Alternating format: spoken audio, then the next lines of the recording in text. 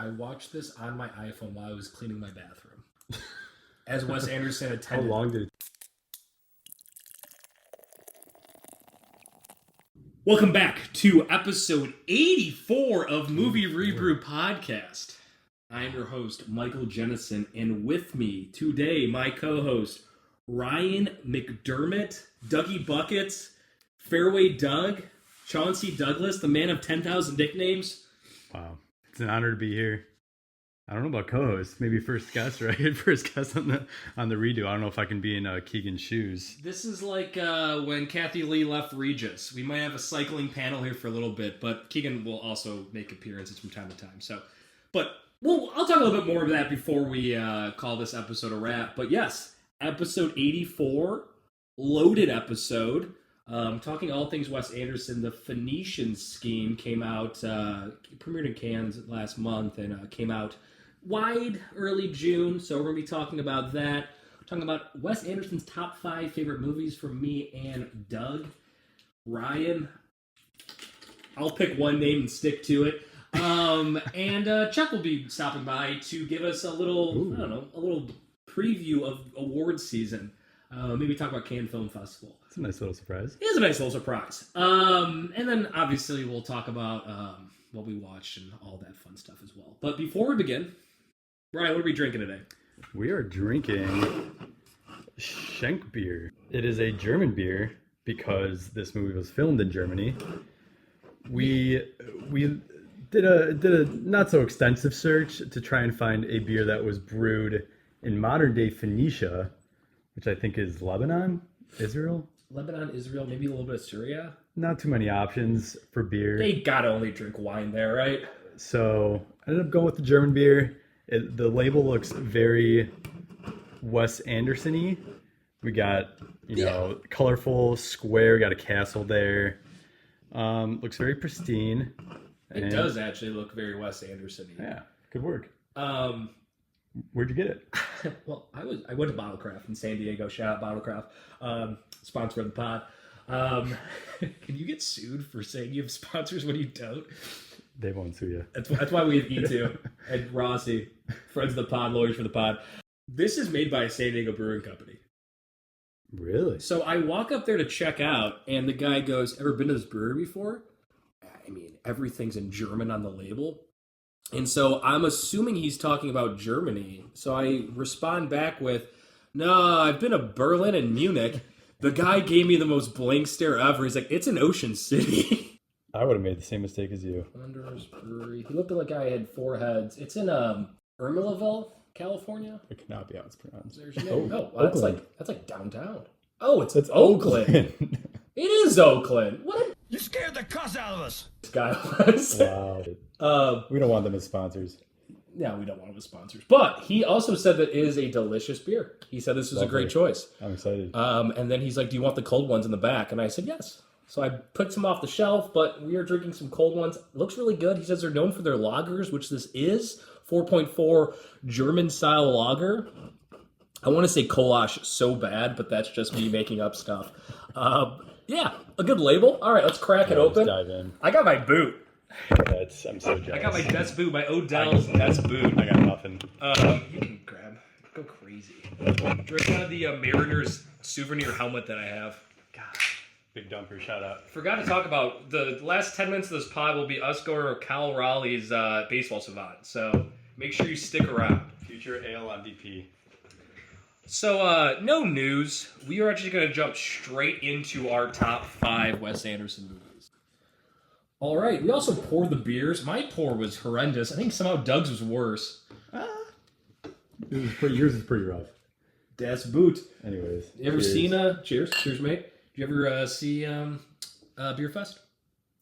It's a good, raunchy, mid-2000s comedy. Chuck loves it. Sounds electric. Yes. But it's good. It's a good time. Love a good beer from a German brewery. Very good. Excellent. Very, very smooth. Yes. You can drink 30 of those in one sitting. Dangerous. Anyways, you will give us your 5th movie.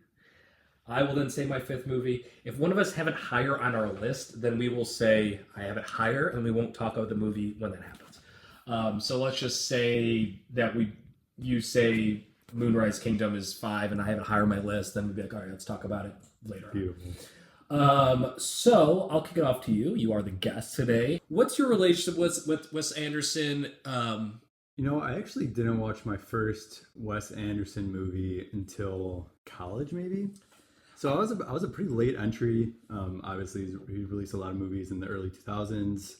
I think started even in the late 1990s. Mike just spilled beer all over himself. If you've seen Beer Fest, the bubble got me right off the rip. God, you got to turn it. Anyway, sorry. I took it straight to the dome though. I believe my the first movie of his I saw was Fantastic Mr. Fox, but I truly had no understanding of who Wes Anderson was at that point. But it was a movie that kind of this was college. This was maybe early college, maybe even late high school. Okay. But it kind of swept me away a little bit. I was like, I didn't know, you can make movies like this. At first I thought it was a children's movie, but clearly a lot more depth to it when you watch it. So, but yeah, going into, later college, early after graduating, I, watched the rest of his movies and, grew to liking him as a filmmaker a lot and kind of his, ideas and how he presents his themes and his visual style. So your wife's a big fan, right? Big fan. Yeah. Spoiler alert, not spoiler alert. They dressed as Lobby Boy and we did. I forgot. And about that. girl with the messed up face. Saoirse Ronan. Saoirse Ronan. I want to say Girl with the Dragon Tattoo, but that's just so not the right movie. You guys did that during COVID. Yeah. Maybe I'll drop that picture with this podcast. Should. It's a good picture. It is a good picture. It's also such a good couple's costume. I wonder if I still have that hat. Your hat was sick. Yeah. What is her name? Agatha. Man, I could have sworn it was something face. You could have given me 1,000 guesses. I would never gotten there.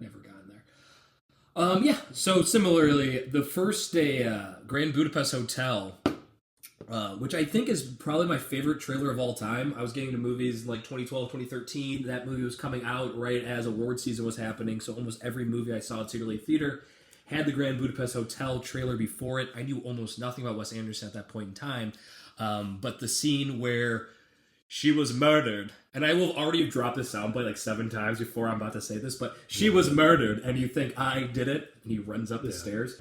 She's been murdered, and you think I did it.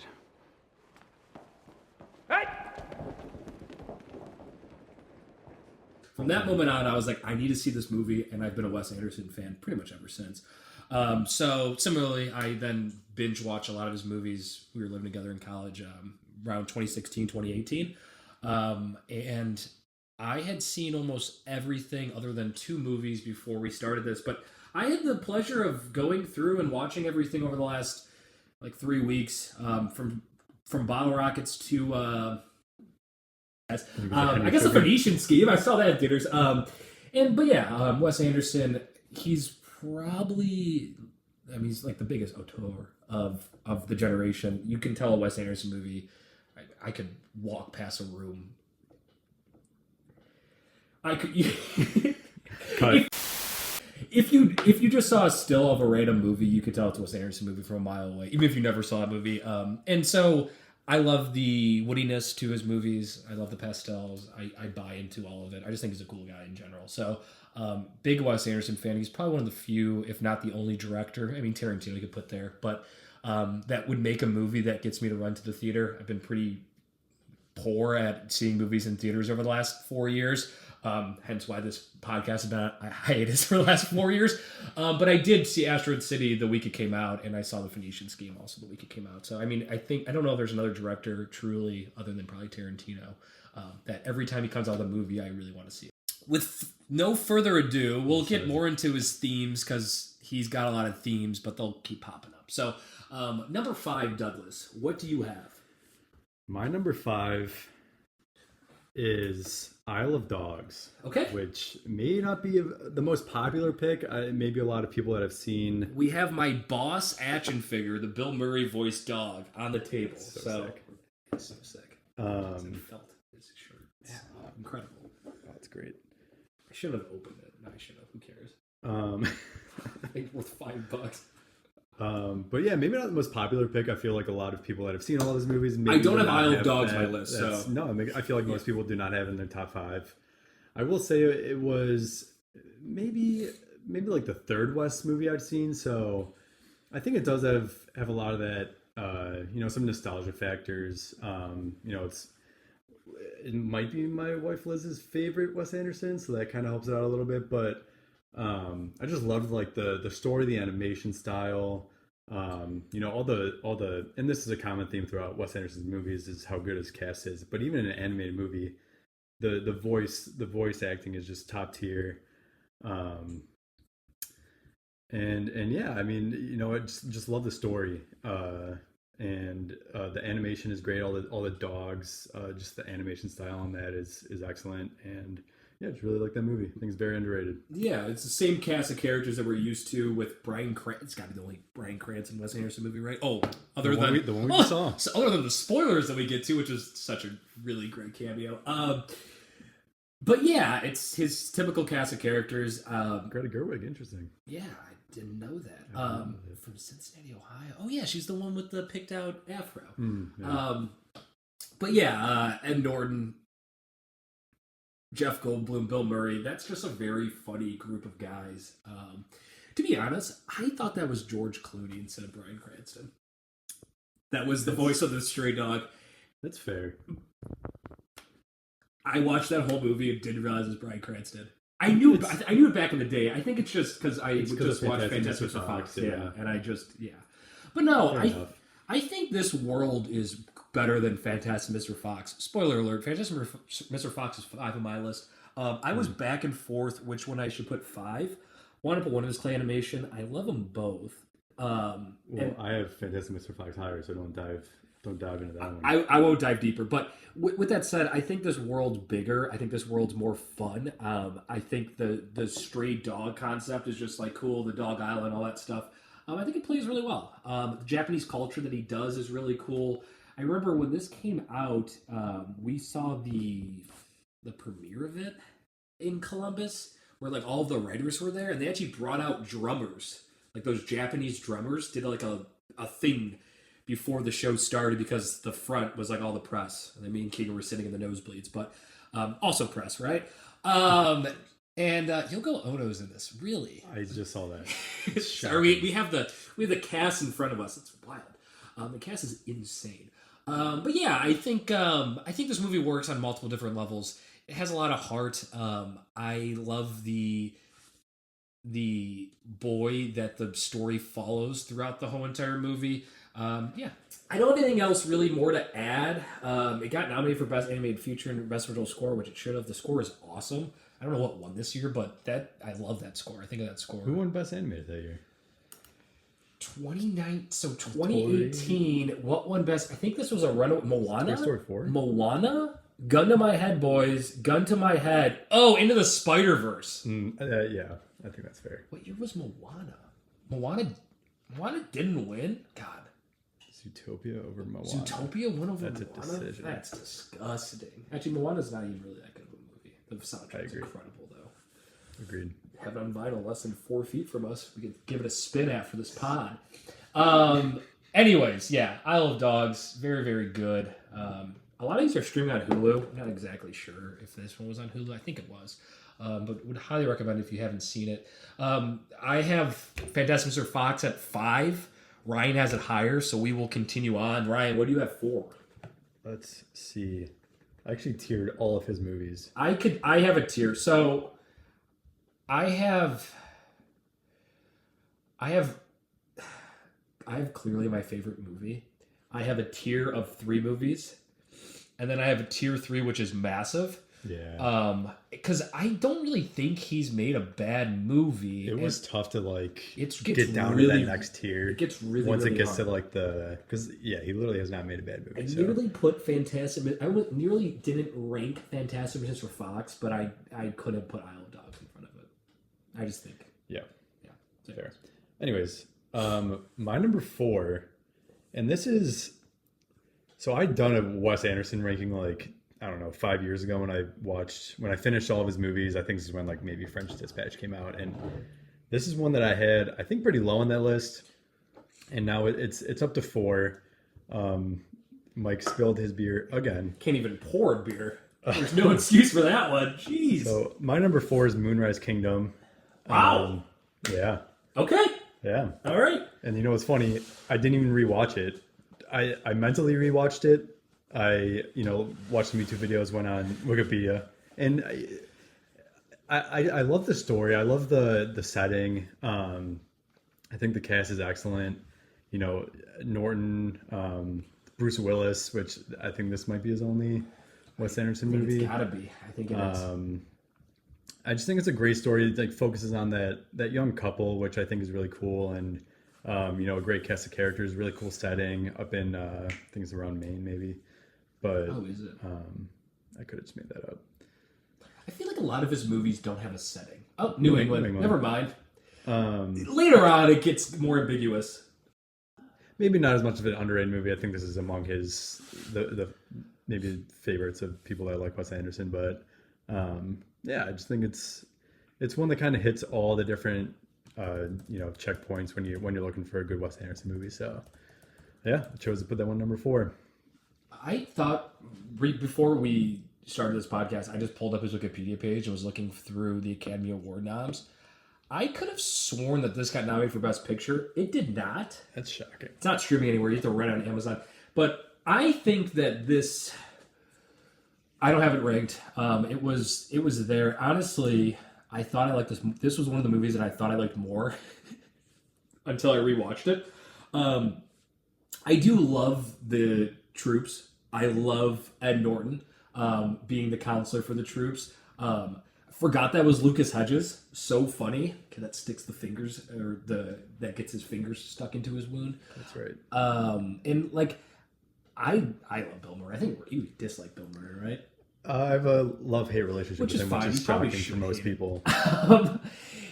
He's weirdly subdued in a lot of these movies, and this is kind of one of them. But I think I really like the dynamic between him and Frances McDormand, the terrible dynamic that it is, and that complex relationship, kind of the heartbeat of the movie, and kind of the contrast between how out of love they are and then how love these two idiots are.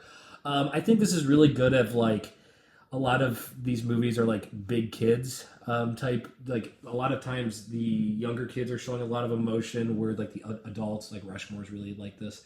The adults are more like subdued and kind of just beat down by society. I think this is done really well. And I love the couple. The couple's super cute. The dancing scene and the when they're camping, that's super cute. It works. I really like the movie. However, it's not top 5.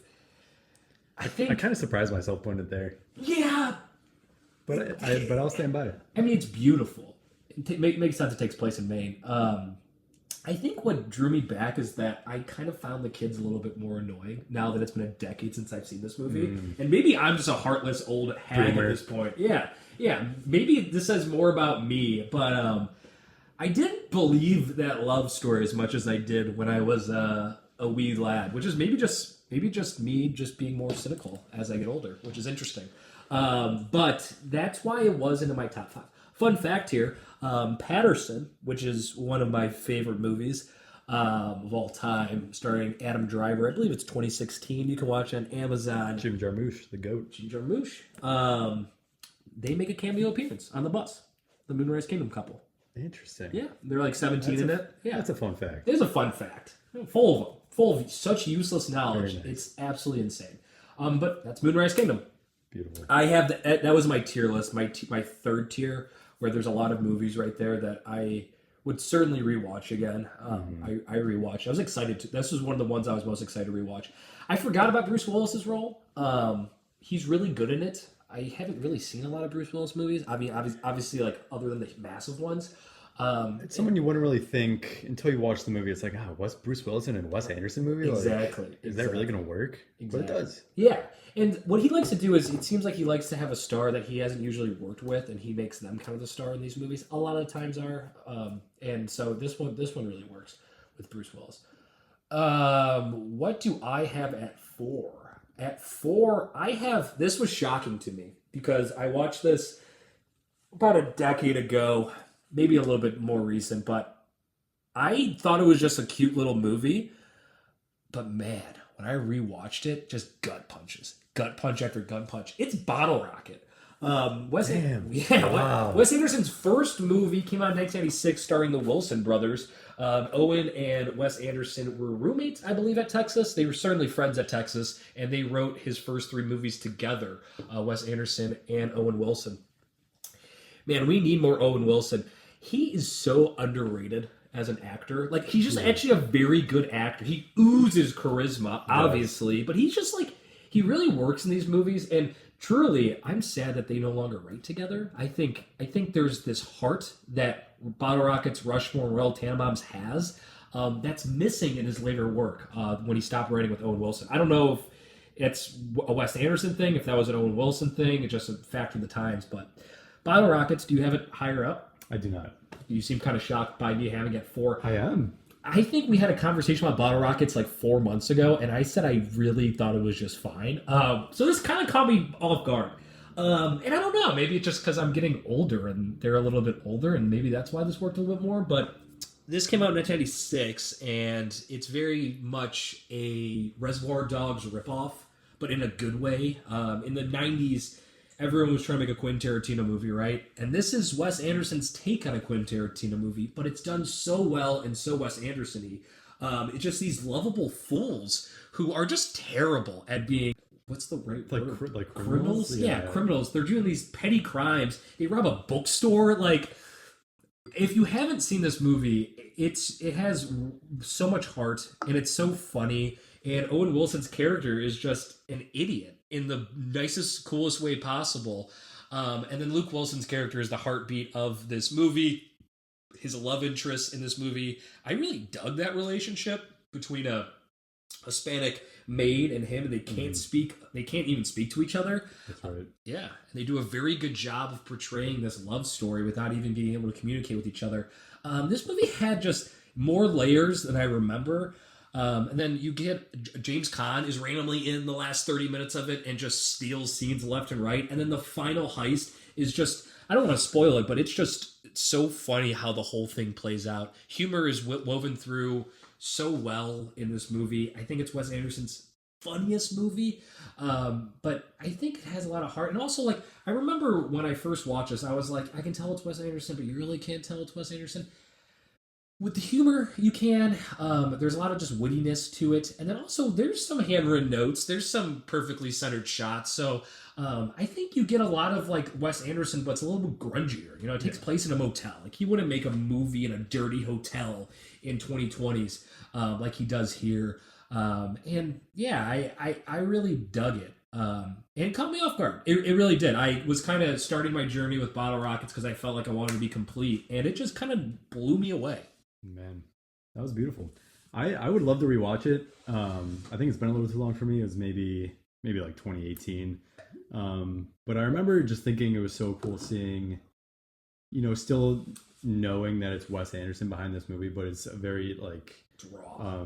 Yeah, it's raw. It's, you know, he's figuring it out. He's still got his ideas and his way to do things, but he's still trying to make it work. You know, that $5 million budget is honestly bigger than I would have guessed. Yeah, it only made $560,000. Big bomb. Bombed. I'm shocked. $5 million. James Caan I would probably. have guessed like $1 million. They paid James Caan $4.5 million. Well, one of the guys, the third guy doesn't even have a Wikipedia page. I was trying to look him up. Robert Musgrave, who's like in a lot of scenes. He doesn't have a Wikipedia page. Half the cast doesn't have a Wikipedia page. No. $5 million budget. That's why it's so funny. The first time I watched this, because like Owen Wilson and Luke Wilson are complete and utter nobodies at this point in time. James Caan pops up, and you're like, what the hell just happened? But it's sick because it's a little bit spoilers here. You hear about this guy the whole entire movie, and then you finally see him in the third act, and it's like, oh, it's James Caan. It works so well, this movie, on so many different levels. It's so sick. Yeah, I'm a massive fan. It started off as a short film in 1992. It was kind of a proof of concept movie, and it was shot in black and white. Pretty cool. But yeah, I think I was going to say this at some point. I guess I'll say it now. I listen to a lot of John Mayer on XM Radio. So does Ride. Great station. It's a wonderful station. But yeah, if you're driving late at night and you have XM radio and you're looking for something interesting to listen to, I would recommend listening to the John Mayer radio. He's got some deep cuts in there. I remember Mike and I were driving home from the golf trip. Yeah, driving home from Utah. Driving home from Utah, like 6-hour drive, Sunday night, and it was like, I don't know, 9 p.m. Pacific.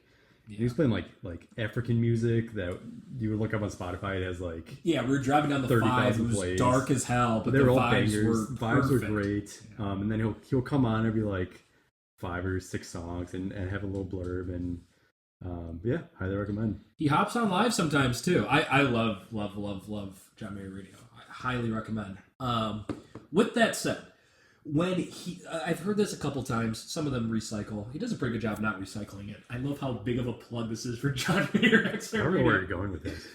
Room for Squares. When when Room for Squares songs come on, John Mayer's debut album, he talks about how and I'm going to probably slaughter this, but he talks about how when he listens back to Room for Squares now, there's so many things that he wants to change. Like he almost cringes because of how raw it is and how big of a, there's so many things he'd want to change. There's so many mistakes that he thinks he made. But then he's like, at the end of the day, I can never make an album like Room for Squares. He's like, it's that youthful energy that just radiates in that album that I can never, ever duplicate ever again. And so there's a lot of things that like he listens to it and he's like, oh, I can't believe I did this. But that's kind of the whole point. That youthful energy just exuberates through that album. I really think Bottle Rockets and probably his first 3 movies by Wes Anderson, there's this rawness, there's this heart that drives these movies. And I'm kind of getting a little ahead of myself with my rankings, but there's a lot of heart behind these movies. And I think as he gotten better and as his craft got better, it almost becomes harder to relate to. You feel like disconnected. And you the characters don't resonate with you the same way as they do early on. And I think that's too bad. But I was trying to wrap my head around it, and that John Mayer quote kept coming back up to me. And I think that's the reason why. It's just because he's almost too good. He knows how to make a perfect film, and it is almost boring with how good it is. So Bottle Rockets is him at his rawest, and if you like any Wes Anderson movies, you need to watch Bottle Rockets because it's kind of where it all began. That's well said. And I kind of... You had no idea where I was going with that. No, it was great. Way to bring it back around. I think it's a really good point. It's something that I kind of, had been thinking as well with him. Obviously he's gotten bigger. He's kind of mastered his craft. Bottle Rocket, it's such like a true statement of where Wes Anderson was at that point in his life. I'm not sure how old he was. I'm guessing late 20s, but yeah. He was 27. So yeah, like the story feels more true. It feels more relatable. It feels more, like you could live within that world, and you kind of lose that sense as it goes forward. But yeah, no, I think that's a great point. Let me start a petition and get Robert Musgrave a Wikipedia page. Yeah, pull up a picture of him. He's right there. He's the third guy. I can barely see that. Like 10 pixels on his face. Oh man, there's 10 pixels on his face the whole movie. Martin Scorsese said it's one of his top 10 favorite films for the 90s. It's on the Wikipedia page, so it has to be true. That's wild. That's Casey Musgrave. Shocking that Musgrave didn't bring up Robert, her cooler older brother. That guy. Yeah. I mean, he's got a face for fucking podcasting, so it makes sense why he never made it. He's got an IMDb page at least. He does. He's smoking a cigarette. Looks like he literally walked off the set of Reservoir Dogs. Oh, that's a great pick. He's an Idiocracy. Yeah, he is an Idiocracy. I guess he's probably just Wilson connection. Yeah, he's probably just their friend. Yeah. I don't know, man. I hope he's doing okay. Yeah. Robert Musgrave, I know you're listening to this. We might have all that. He might be his guest. Who knows how his life's going? Hope you're doing well, buddy. Anyways, does anyone know what happened to Robert Musgrave? Reddit page from 2 years ago. We know the Wes Anderson subreddit. We know how I'm spending my evening tonight. The bottle of rosé in that thread. All right, that's gonna be a fun rabbit hole. Anyways, on to number three. My number 3 was mentioned earlier by Mike. It is Fantastic Mr. Fox. The floor is yours, Doug. So, yeah, that's... Maybe I shouldn't have done it this way, having, 2 animated movies off the bat real quick. But, I mean, this is my first Wes Anderson movie. Just what a treat it was to kind of have your first ever viewing of Fantastic Mr. Fox and kind of seeing, all the possibilities that can happen with that style of filmmaking and that story and, great voice acting, Clooney, what was it? Streep? Who's the other one? Streep, Clooney. But, I mean, excellent story. Schwartzman is awesome in it. I would maybe say the funniest Wes Anderson movie. Not even like laugh out loud funny, but just like every line hits. And then all of a sudden... The cuss. Yeah, the cuss. Yeah. Awesome. And then all of a sudden, like it can bounce between super funny and super heartfelt, and very meaningful, kind of just, second by second, and it balances it perfectly. And then great ending as well. Little dance party at the end. So,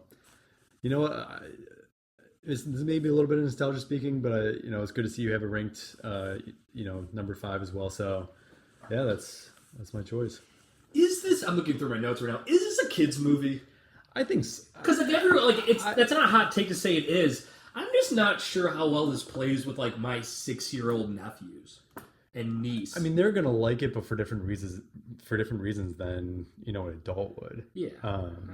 You know what? They're gonna like it because there's dancing Cleveland, foxes. Ohio, I'm gonna do an experiment. Yeah. And show them clay animation. Yeah. What do you like about this movie? What do you like about it? Fill this out, and then I'll do I'll do a rewind with the 5 of them.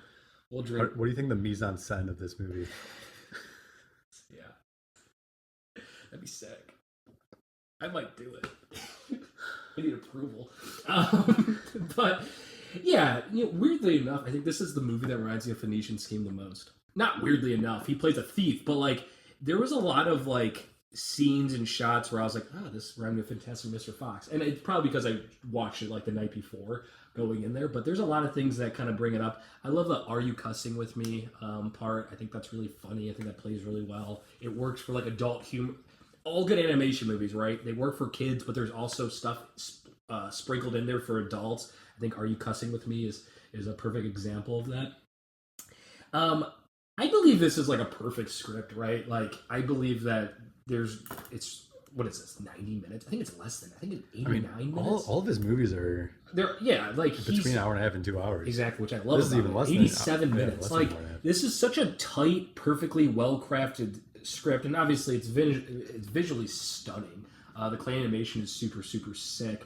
I read also somewhere, probably on this Wikipedia page, that they actually did a slower frames per second than they usually do for movies, because they really wanted that jaggedy walking effect with clay animation that you see like in those 50s, 60s Christmas timed movies, and they nail it. I think you want that aesthetic, so really cool that he does that. Yeah, I mean, the wolf scene at the end is probably one of my favorites. It's great. So joyous. Yeah. That might be the best Wes Anderson scene. I mean, there's a lot of things to love about this movie. The cast is killer. The cast is always killer. To be honest, it fell down a peg for me because I think Mr. Fox is a little bit of a dick. He is. He's a dick. And he kind of but I know that's like the premise of these Wes Anderson movies, are these broken males that are just like lost, and they're usually just like con artists. Like they're usually like at their core, they're miserable people, but they're trying to hold it together, right? And obviously, Mr. Fox is totally that. Well, he's still like a good father to people, but he's kind of like gaslighting her sometimes. He's kind of leading them astray. He's kind of just a terrible person. Yeah. And so, like, you're not wrong. Yeah. And that's why I fell down a peg. When you're ranking these things, right? There's things you lock onto, and for me, it was just like, I don't really like Mr. Fox. I think he's kind of unlikable, and he kind of causes so much horror to everyone in his community. And so I don't want to be a buzzkill, but that's why it fell down for me. I think that's fair. You take away things from the movie that kind of draw you away from it, and it's really, when you have so many good movies, you got to find things that you don't like about it. I agree. It's weird revisiting stuff that you watched like a decade ago. Now that we're getting older, And it's just weird. My rankings changed so drastically. Fantastic Mr. Fox would have probably been third on my list if I did these rankings off the top of my head a couple months ago. But it fell down to 5. But, I mean, still a wonderful, wonderful movie. Number 3 for me, I know what 1 is for me. I'm going back and forth in my head. Oh, you haven't really locked this in yet, huh? It's locked in, but I may change it. I'm going Rushmore 3. What? Yeah. Genuinely shocking. I told you my rankings changed. Ryan came in, I was listening to the Rushmore soundtrack. And Rushmore soundtrack, was I into that music before Rushmore? And then I saw Rushmore and I was like, oh, I love Cat Stevens. And like, when was the first time you saw Rushmore?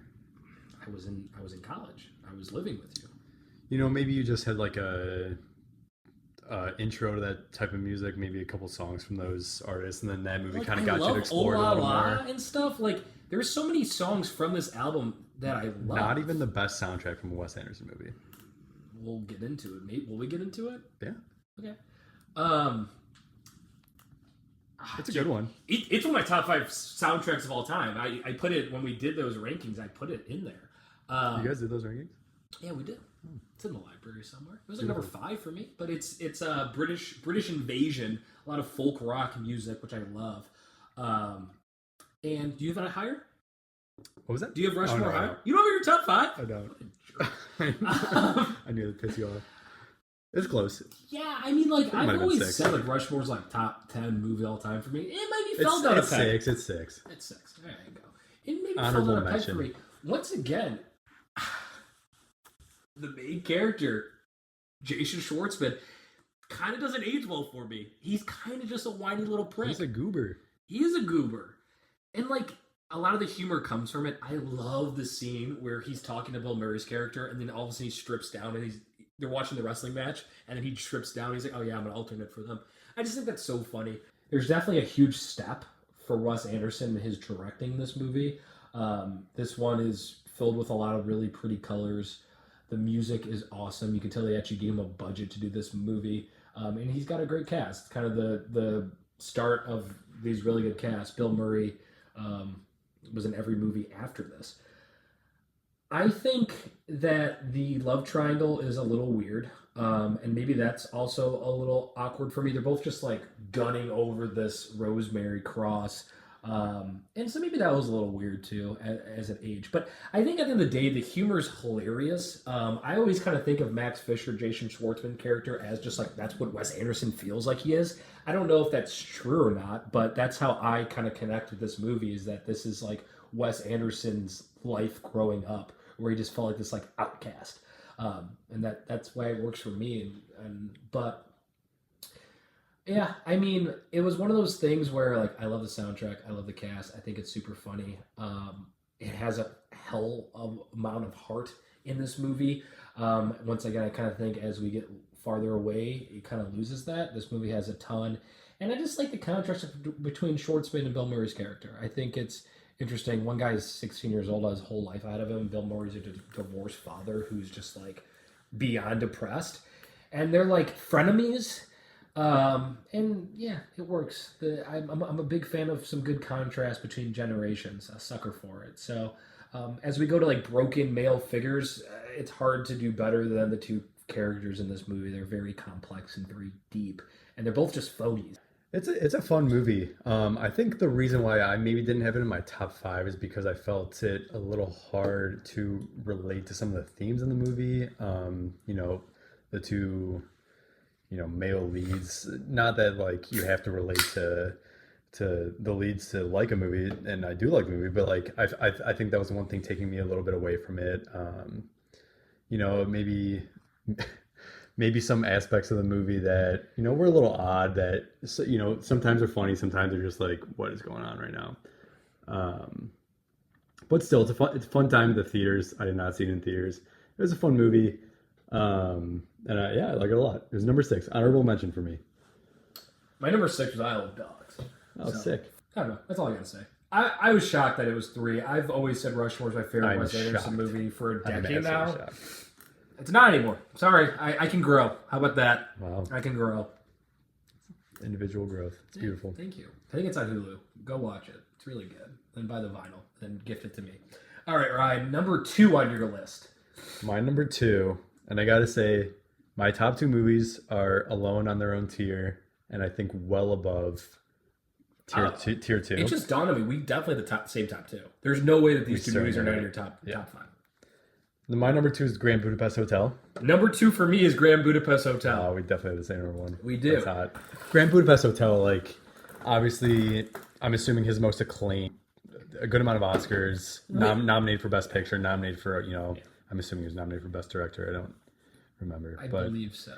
9 noms, 1 4, by far his most beloved movie with the Academy. And, like, if you've seen this movie, you understand, like, such a incredible story, so energetic, so much fun. Ralph Fiennes is absolutely electric, so good, maybe the best performance out of any Wes Anderson movie.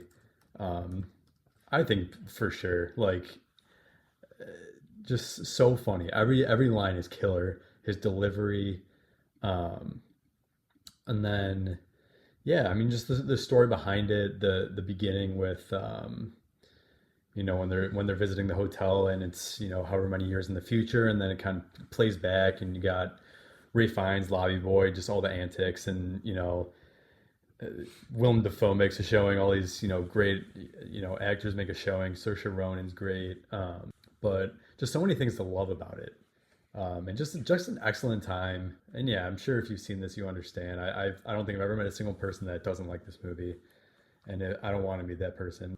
I don't know. I feel like there's not too much to say that hasn't already been said. That just an amazing achievement. And I think it's not my number 1, but I think it's like his magnum opus. His magnum opus. I was going to open up with saying I think without a doubt this is his magnum opus. Actually, the Wikipedia page is open in front of me, and it says the Grand Budapest Hotel is now widely considered Anderson's magnum opus and has been assessed as one of the greatest films of the 21st century. That is true. I thought that going in, but then watching it, it's like I think that there is an intersect between him becoming very, very skilled director while him still having heart, and this is the perfect crossroads to that. It's not my favorite Wes Anderson film, but it's probably more so just due to preference, because I think subjectively this is his best movie.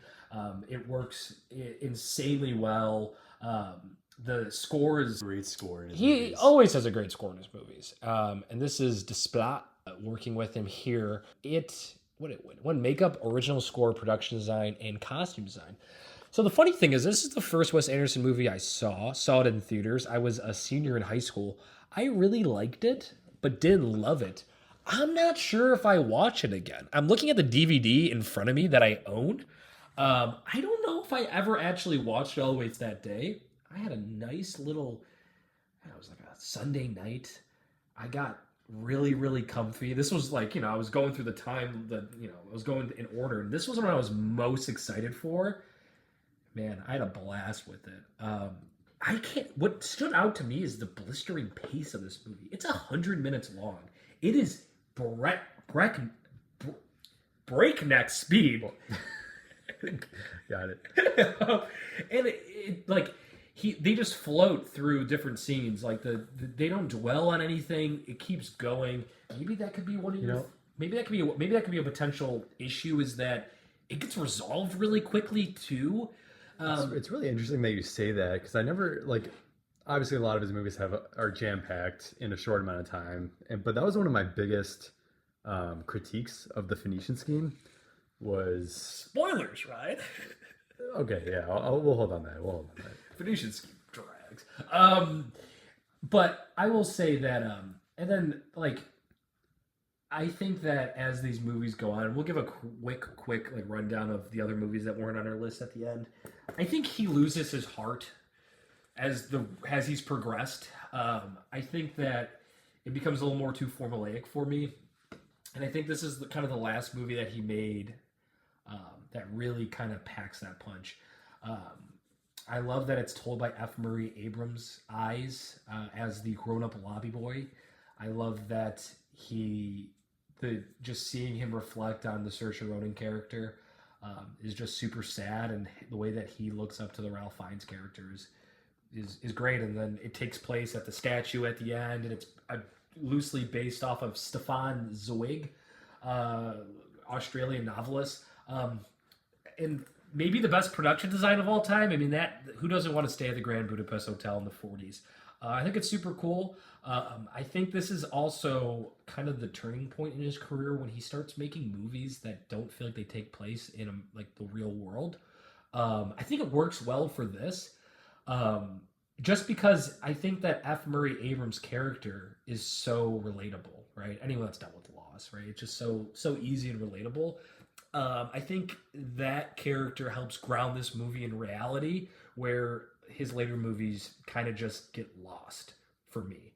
They don't have that emotional gut punch that this movie does. And F. Murray Abrams is like the perfect actor for that role too. He's such a goat. He's such a goat. He's such a goat. He is, and like I love that he's talking and he's smiling at times, but yeah, like so much emotion in his face when he's like those wrinkles tell a million stories absolutely.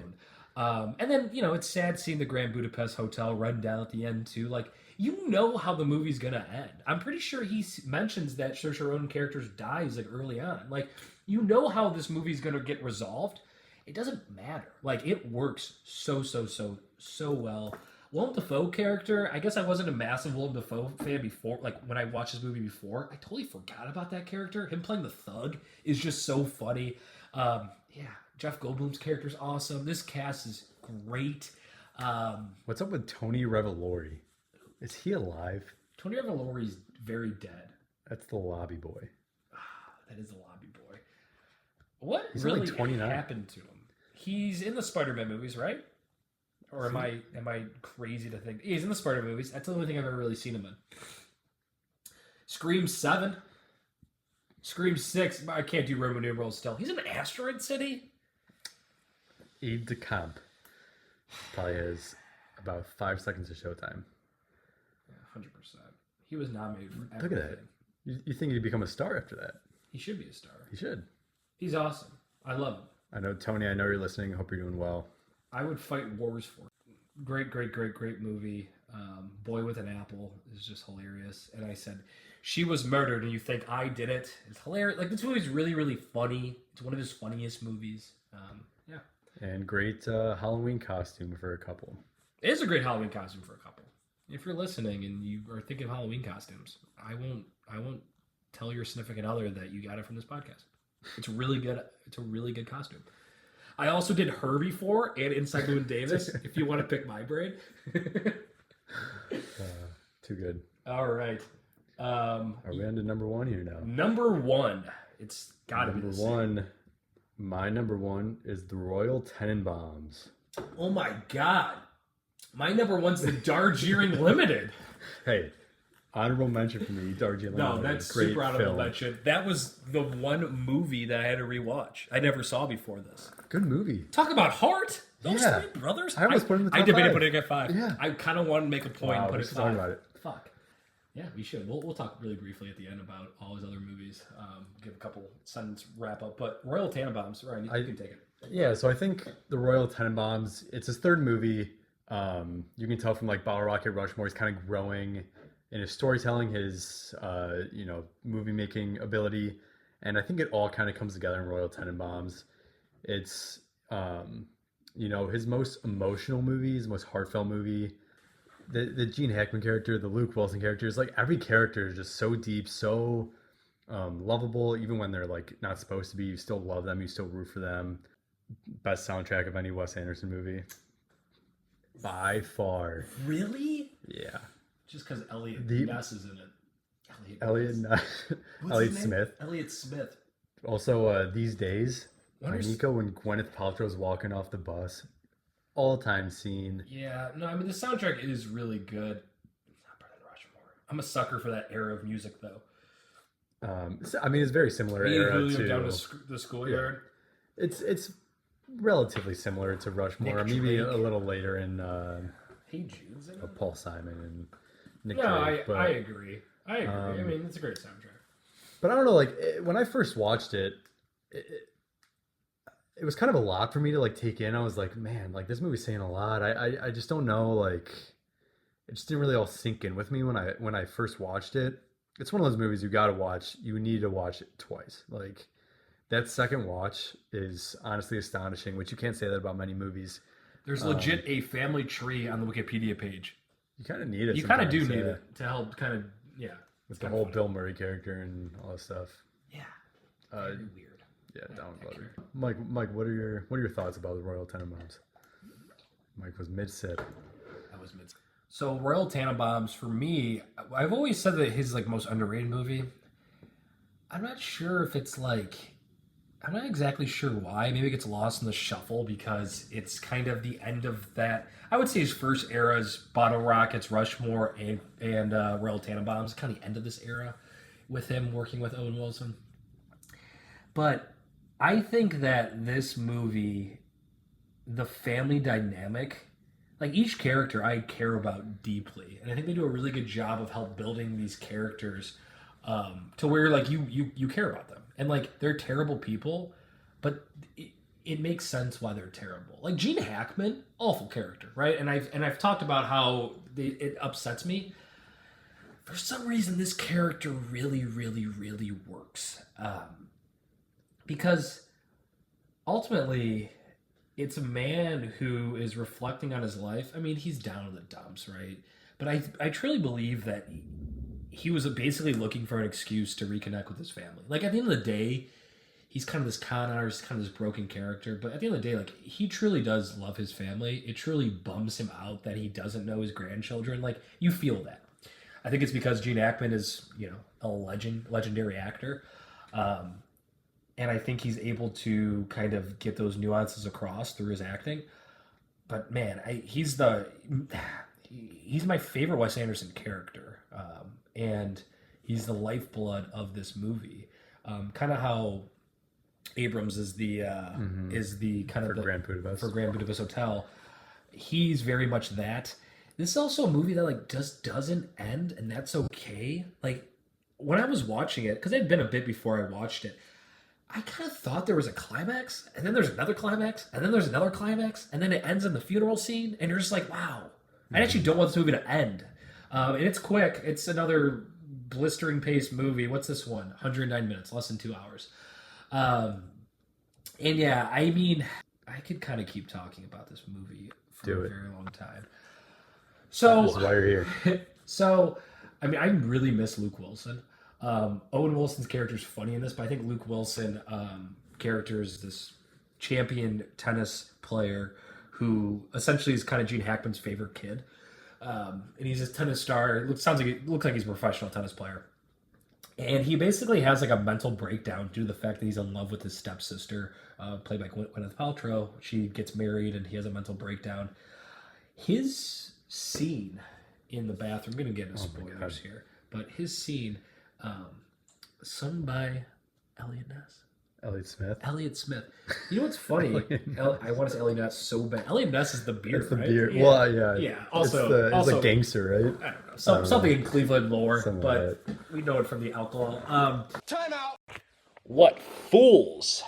Elliot Ness is a prohibition officer from the 1920s, and there was a movie about him called The Untouchables starring Kevin Costner that came out in 1987, which is actually one of my favorite movies of all time. And yeah, that was a tough moment there for the boys. Time in. Elliot Smith, that song that they picked for Elliot Smith, I was like, that's sick, because he also killed himself. And Yeah. I'm like, that's a kind of, it added an extra wrinkle, other than being a great song, to this death. Elliot Smith killed himself 2 years after this movie came out. So that's just something that really, really works in the moment to kind of help break, because he's so distinct, right? You can just tell his voice from right away. I mean, you can just hear like, I love Elliot Smith a ton, and you can just hear like the sadness in his voice when he sings, and it brings so much emotion. And then when you have Luke Wilson on the screen, and such an emotional scene, it's kind of like it just takes you back, like, oh my god, like, yeah, absolutely. Yeah. I will say that I've seen a lot of blood in real life in my line of work.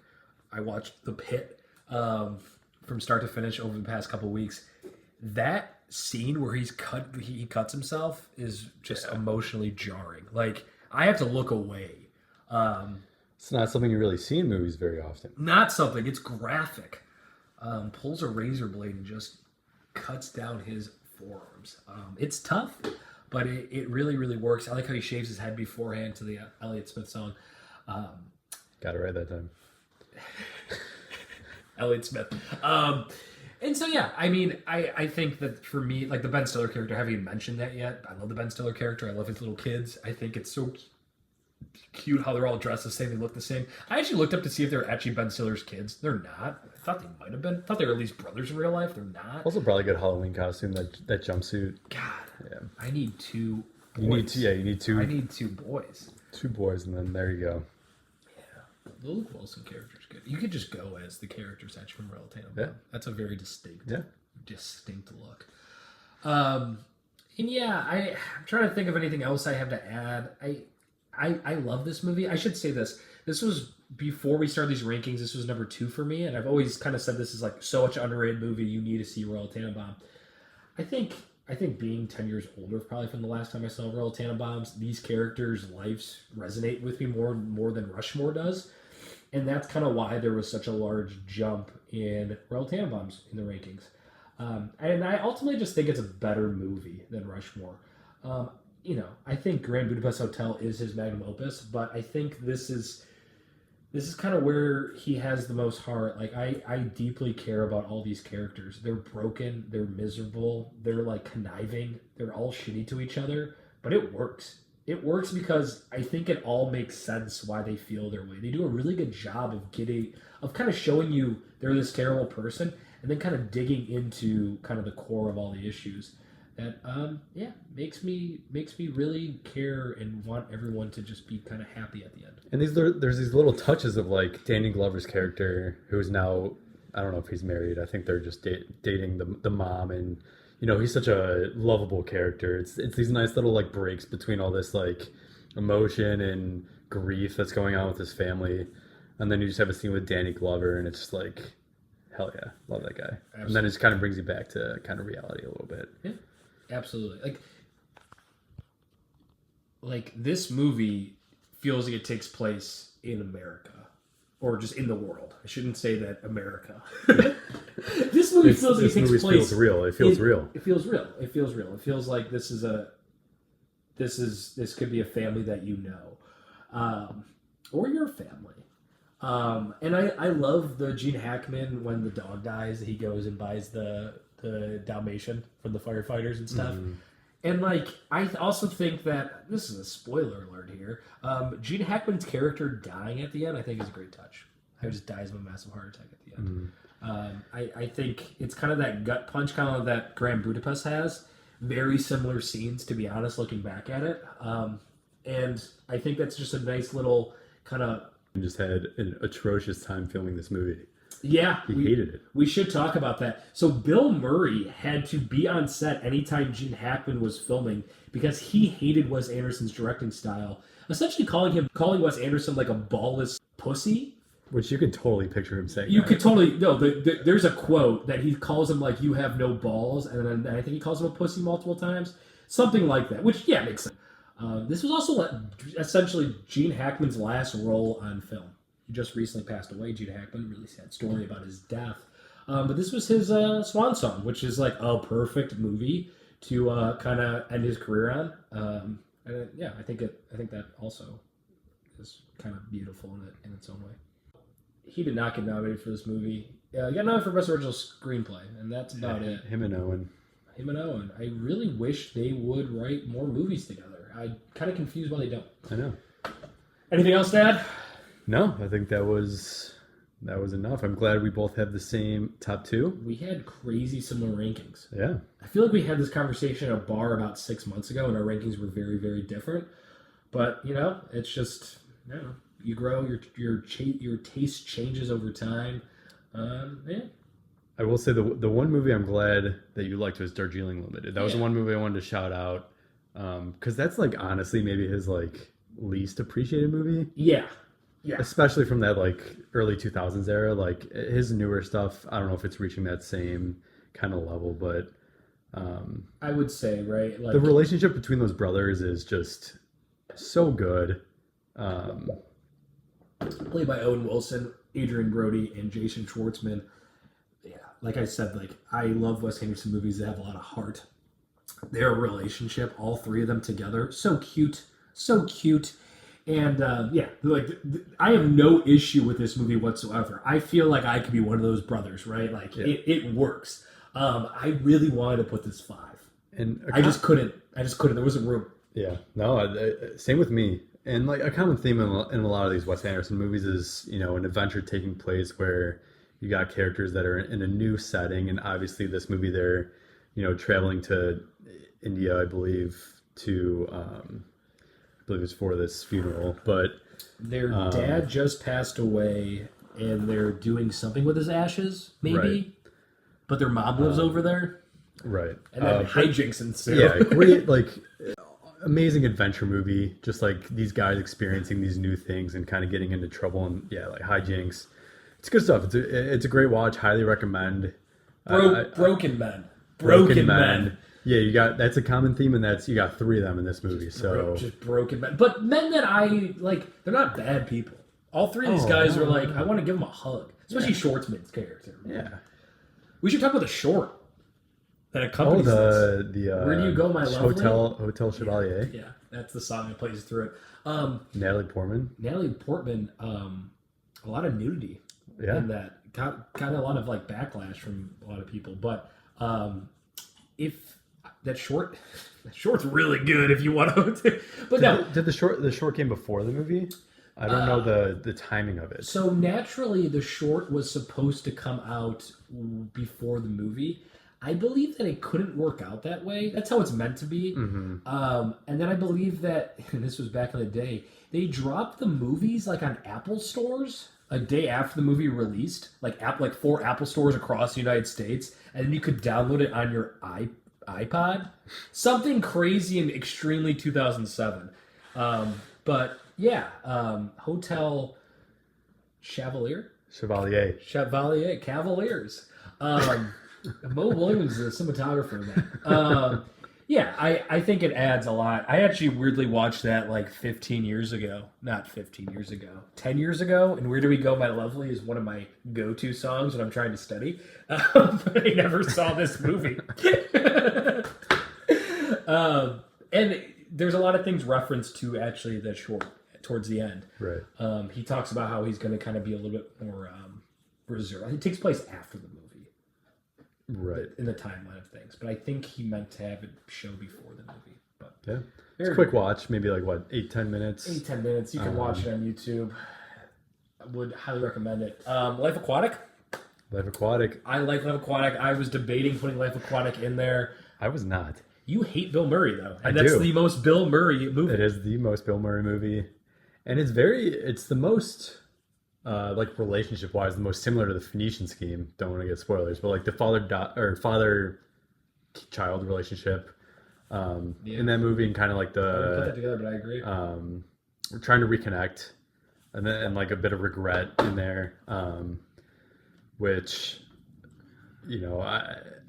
it's a very touching topic, but maybe not the most relatable for me personally, and not a Bill Murray fan. To the shock of many of you. So, that movie was, I don't think it was on the bottom, but it was maybe on the second lowest tier for me. No, see, here's the thing, you're going to realize that my tier 3 is just all the remaining movies. And it might be. I did not. Tier 4 is just the wonderful story of Henry Sugar. No, it's the French Dispatch, but we'll get into that. I really like Life Aquatic. I think that I dug the boat. I think this is kind of where he starts to like really, really hone his craft as a director. The way he sets up the whole boat and stuff. I will say that the issue here is that I think that Bill Murray character, at the end of the day, I think you could probably just look at like that main character and see like, does this resonate with me? He's a very broken man, but not a whole lot of background. And he's kind of a dick to Owen Wilson. Oh my god, yeah. Yeah. It just becomes ridiculous, and I'm kind of a fan when movies just start getting ridiculous, and all of a sudden it turns into like a war movie. Yeah. And, I like it. It's a fun romp. I'm also a big Bill Murray fan, so it works for me, but yeah, that's Life Aquatic. Yeah.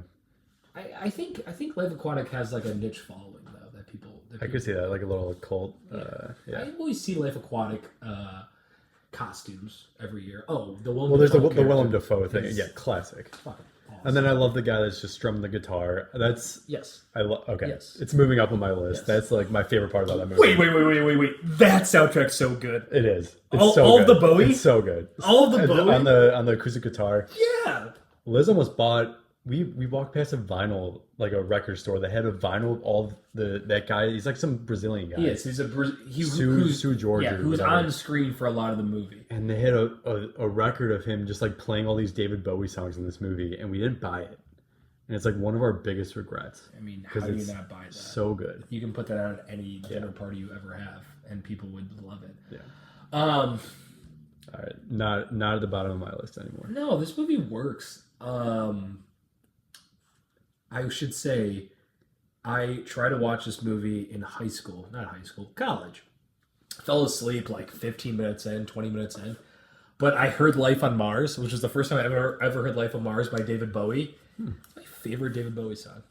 And so That's a good take. I added it to my soundtrack on Spotify. I listened to it all the time for about 10 years. Finally got around to actually finishing this movie, preparing for this podcast. But I love Life on Mars. So good. And that scene with Life on Mars. Yeah. Imagine me seeing that scene, loving it so much, and then not going back and finishing the movie. That's wild. Dude, I'm almost making a case that I like this movie more than Fantastic Top 5? Mr. Fox. It might be close. I'm not going to. I think Fantastic Mr. Fox is like a perfect movie, so I kind of have to put it there. The French Dispatch is the next movie we haven't talked about. I hate anthology movies. They just don't work with me as well as other movies do. The one that's best is the the Del Toro. It's the last one, right, with Lea Seydoux. That's the Yeah, he's the artist. right. Scroll down. I was cleaning my apartment when I watched this, guys. Full disclosure, I can't tell a lie. The Concrete Masterpiece. It's the second one. Doesn't matter. Is that the one with Lea Seydoux though? Yeah. Okay. Yeah. That's the best one. That could be a full length movie, and it probably works. I don't know, dude. The Timothy like the Chalamet Timothy one? No, it's boring as hell. The issue with me is that I'm buying into these characters, I'm feeling everything, and then you try to introduce new characters to me again. Yeah. And I'm just tired. I don't know. Yeah. I'm addicted to my phone. I don't disagree. It's probably my issue. It should be the length of a TikTok. Make an anthology movie that is 40 seconds long and is 60 things in it. And that would probably be sick. Dude, that's the Civilization future. is fucked. That's the future. We're all fucked. We're fucked. I watched this on my iPhone as I was cleaning my... You watch this on your iPhone? I watched this on my iPhone while I was cleaning my bathroom. As Wes Anderson How attended. long did it take you to clean your bathroom? Dude, it took a bit. I'm a good guest. I wanted to make sure we had a nice, clean bathroom for people to come Very over. nice. Yeah, Very good guy. thoughtful. Good guy, Mike. Asteroid City. I actually really dig Asteroid City. Underrated for sure. Underrated for sure. Saw it the second it came out. Really, really enjoyed it. But it's not top 5. Once again, there's like nothing that separates this to put it above kind of the movies that we talked about in our top 5. Yeah. It just kind of feels formulaic at this point. Right. There's a fun twist. Tom Hanks in a movie's cool, right? That's different. You don't like Tom Hanks, right? I'm okay with him. Not quite to that Bill Murray. Oh, Bryan Cranston's in this movie too. Oh, there you go. I mean, this one's maybe his most stacked cast ever. It might be. Margot Robbie's in this movie? Full disclosure, I didn't rewatch this one, guys. Sorry. It wasn't on anything. It might have been on Amazon. I don't know. It wasn't going to be in my top 5. I feel good about that. Stars. It's on Stars. No, it's Stars. But it's good. I like the setting. Texas is cool for a Wes Anderson movie in the desert. Like, that works. That's fun. The plot twist is cool. I don't know, for some reason I don't want to spoil this one because it's newer. But if you haven't seen it, like, it's a good romp. Yeah. It's fun. It is fun. He doesn't, again, he doesn't have a bad movie. Like, although this is near the bottom of the list, it's still a great time. But yeah, like you said, a little formulaic. You kind of know. At this point, it's been like parodied.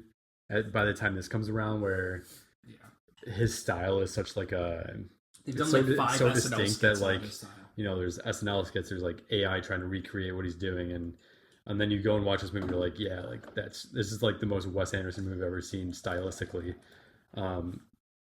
So like it could get a little exhausting at a certain point, but when you kind of meet him at his level,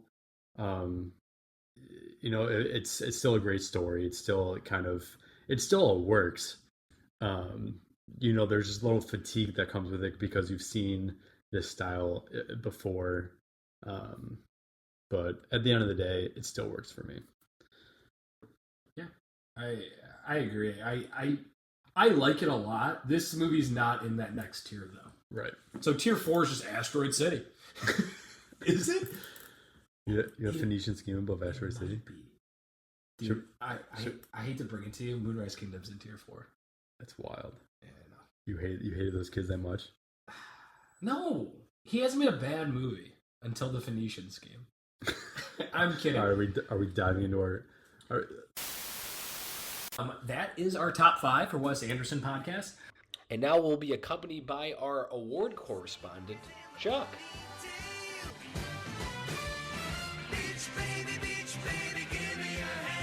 Far. We're only in June, but it's always good to kind of get a quick rundown of what's going on in the award season. So, Chuck, welcome back. Great to be back. And let me say, died in 2025, reborn, the movie-rebrew-podcast in 2025. Welcome back, David Lynch. The Oscar season hasn't even come close to starting yet.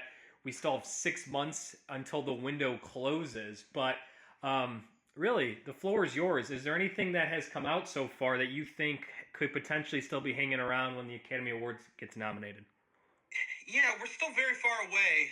Summertime starts to heat up a little bit, but really, some of the main things that have happened, transpired so far in the 3 months since, I guess, the Academy Awards, with the Cannes Film Festival, where they, of course, announced their Palme d'Or winner. And for 6 straight years, Neon, the Neon production company, they have won the Palme d'Or. That is the top prize in the festival. 2019's Parasite, 2021 Titan, 2022 Triangle of Sadness, 2023 Anatomy of a Fall, last year's Anora, and now this year, it was Just an Accident, an Iranian entry, crime drama, 100% Rotten Tomatoes, directed by Jafar. Jafar, yes. So that's a development. Neon is just rolling. Of those 6 winners, of the 6 Palme d'Or winners, 2 have gone on to win the top prize at the Academy Awards, and 5 of the 6 have been nominated for Best Picture. So that's some serious stuff right there. Oh wow! And with it being foreign, probably a shoo-in for least best foreign language film. I would think so, yeah, and probably a great chance of, at least the countries, on the short list, I would say, sure. So you said 2 of those 6 went on to win Best Picture, right? Parasite and Parasite and last year's Anora, which were, absolute powerhouses. They won multiple awards, borderline sweeps, right? So yeah, so serious company, no doubt. All right. And anything else? I saw Linklater had a movie that actually did fairly well there. It got like a 6-minute standing ovation, but that doesn't really mean anything. Oh, only 6 minutes? 6 hours, right? That's usually what they go for, right? Yeah. I mean, and I think No, I mean, there's a handful of stuff. It's like I said, we're still pretty early in awards season. Where we're kind of just scraping the surface here. We'll see. We'll see what kind of separates. Yeah. So I mean, we got 6 months. Any movies that come out so far that you think has award staying power at this point? There's no Get Out this year or anything like that. No, I mean, it has started to feel like some of these early entries, they've had more success in past years, right? Yeah, for sure. It doesn't necessarily have to be a fall release. Oh, sometimes yeah, I mean, sometimes it doesn't. Yeah. Yeah, because I would say prior to 2010, Silence of the Lamb was always kind of that outlier that I think Silence of the Lambs, look it up, came out in the springtime. But then since then, like Grand Budapest Hotel comes to mind, Get Out comes to mind. There's been a handful of some superhero movies have hung around that came out in the summer until award season. So yeah, there's been a handful of movies where I think it's more so just got to get seen now, and less so the big awards push. So, but there's really nothing right now in the first 6 months that you think. Well, I would say so. I think a lot of time what a lot of movies have in common is more of the mainstream appeal. One that comes to mind so far, Ryan Coogler's Sinners, written directed by him. It was fantastic. It's a real popcorn movie. Probably the funnest movie I've seen all summer. I think that could have some staying power. I think, Best Picture acting for Michael B. Jordan, who's never been nominated. Haley Steinfeld for supporting actress, who was nominated at 14 years old for True Grit. Writing, screenplay, I think has a chance there. So I think that's something I can see has some staying power. But for every movie that does some staying power, there's a movie like Challengers or something that kind of fizzles out by the time the winter comes around. So we'll see. That's one to keep my eye on. And then one coming up here, The Life of Chuck, my namesake. It's a sci-fi fantasy novella by Stephen King. So not his usual horror genre. Starring Tom Hiddleston and Chiwetel Ejiofor. That's gonna have some mainstream appeal. That's gonna make some noise for sure. So I think that's coming out. I think it actually is in some select theaters right now. So I'll probably be seeing that in the next few weeks.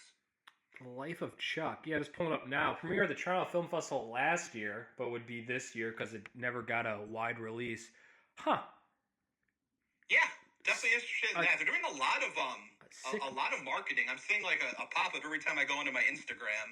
A lot of just like merchandise, like thank you, Chuck, like hats and shirts. So I'm very intrigued, not just because, the Chuck tie-in.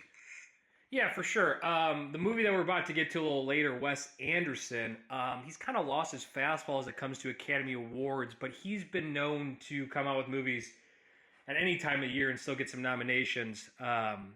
Did you get a chance to see it yet?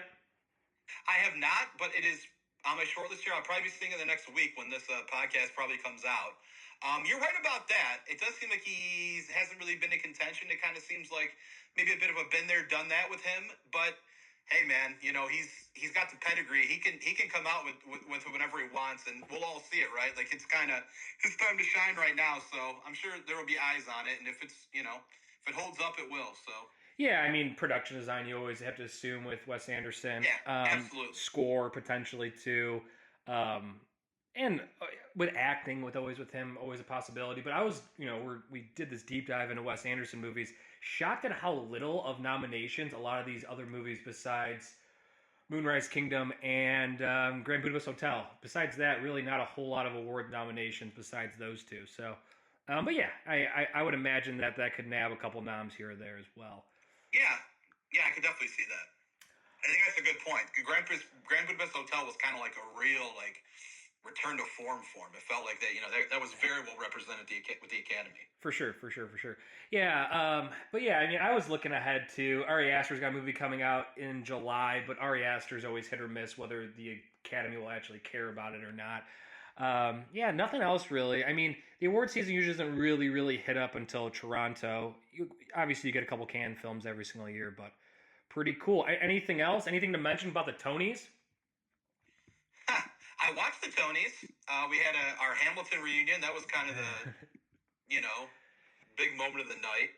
Very, very short, but, well received. Yeah, so there's... yeah, you mentioned that I didn't watch the Tonys, unfortunately. However, you did mention the Hamilton reunion, and I think it's interesting that they did it's the 10-year anniversary. But Lin-Manuel Miranda, about a month and a half ago, I saw him do an interview where they talked about adapting Hamilton. He actually says that he's full go for it now. I think Into the Heights did so well. Now Wicked did so well too that I think that's gonna happen.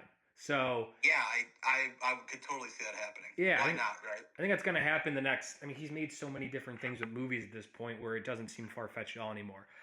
He's proud of the stage show. He says that probably is good enough. However, he does think it'll get adapted at some point. And he was willing to listen to any directors out there that have some clever ideas on how to adapt it. So I think that'd be really cool. It would be cool. But okay. All right, Chuck. Anything else? Yeah, one other note from the Tonys. Nicole Scherzinger won a Tony Award. Did you know that? I did not. For what? Lead actress in a musical for the adaptation of Sunset Boulevard. Wow. That was one of the only takeaways I found super interesting on the night. It had a little bit of mainstream appeal. Musical, right? What we're going for. Musical, right? Yeah. Yeah. Sunset Boulevard is one of my favorite, especially when you talk about that era of movies. Yeah. That's probably one of like my essential movies to watch. I think that is why I kind of considered bringing that up for you. Yeah. Well, the funny thing is it starts the same way American Beauty starts, and I always thought American Beauty, the way that they start that movie, is so clever because it ends with the climax, and then Sunset Boulevard does the same exact thing. So they actually stole a movie from like 50 years ago. And so my favorite part of American Beauty, I learned years later that they actually stole from Sunset Boulevard. So, but yeah, that's I've always been intrigued to see that because there's no music in the original Sunset Boulevard to see what that actually looks like. But that's interesting. It's so weird with the Tonys that they just kind of keep. It seems like it's the same 12 musicals that just get recycled every year, which probably isn't true, but it almost feels that way. Yeah, nothing much to note. I'm more of a for the screen guy, if you will. But yeah, for sure, Tony's delivered. They were entertaining. All right. Well, Chuck, thank you once again. Always a pleasure to have you on. Talk to you next month. Yeah, thank you so much. I'm looking forward to it, and we'll gain some momentum, as will some of these films, into award season, and can't wait to be back. Yeah. Welcome back as well. Thank you, Chuck. Take care. Thank you. Bye-bye.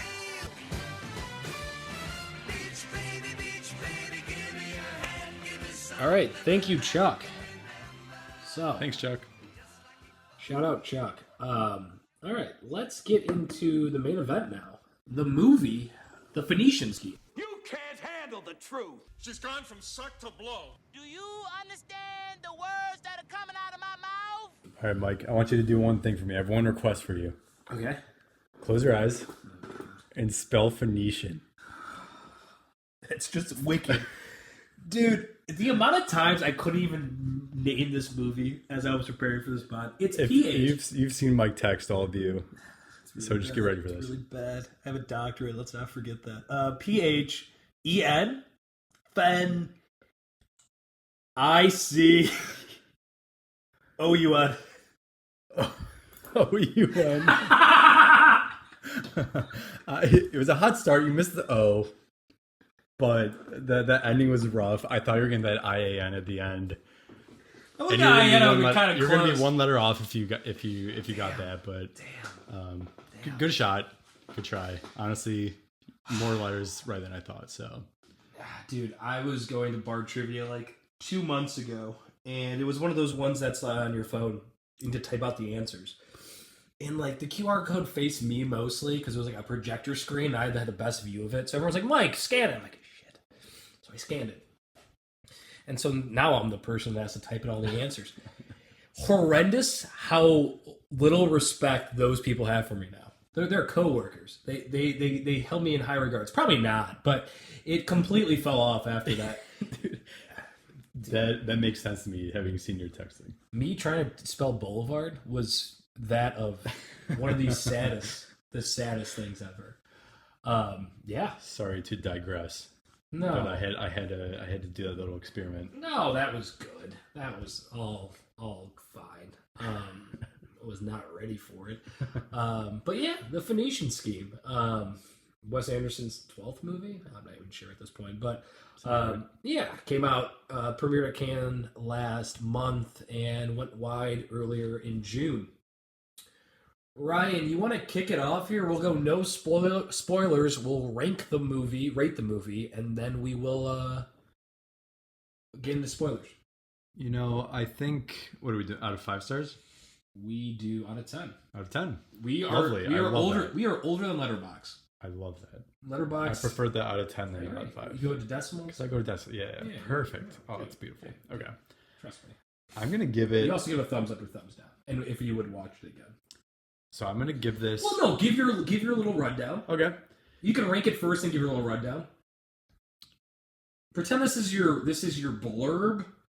This is your what's that called? It's your letterbox blurb and your letterbox ranking. Go with blurb. it. I mean, no one has better blurbs than my father. No, shout out Daniel McDermott. Follow him on Letterboxd. You should. He He's a leaves great- incredible reviews. He's a phenomenal follow.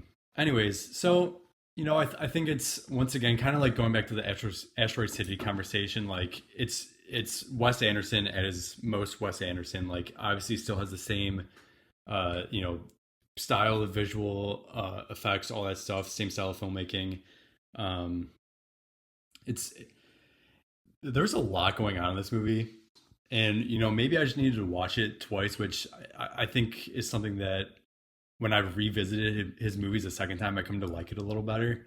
But, you know, there's a lot packed in, and I'm not going to spoil anything, but like there's so much packed into this movie in such a little amount of time that it starts to become, it's a little exhausting trying to follow everything that's going on here.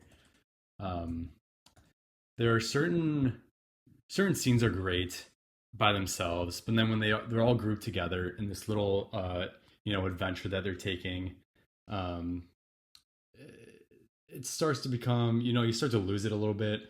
And something that I kind of felt during the movie was like you really have to kind of get on his wavelength. You have to meet him you have to take the whole like, oh, I'm watching another Wes Anderson movie out of it, and you kind of just have to like buy in.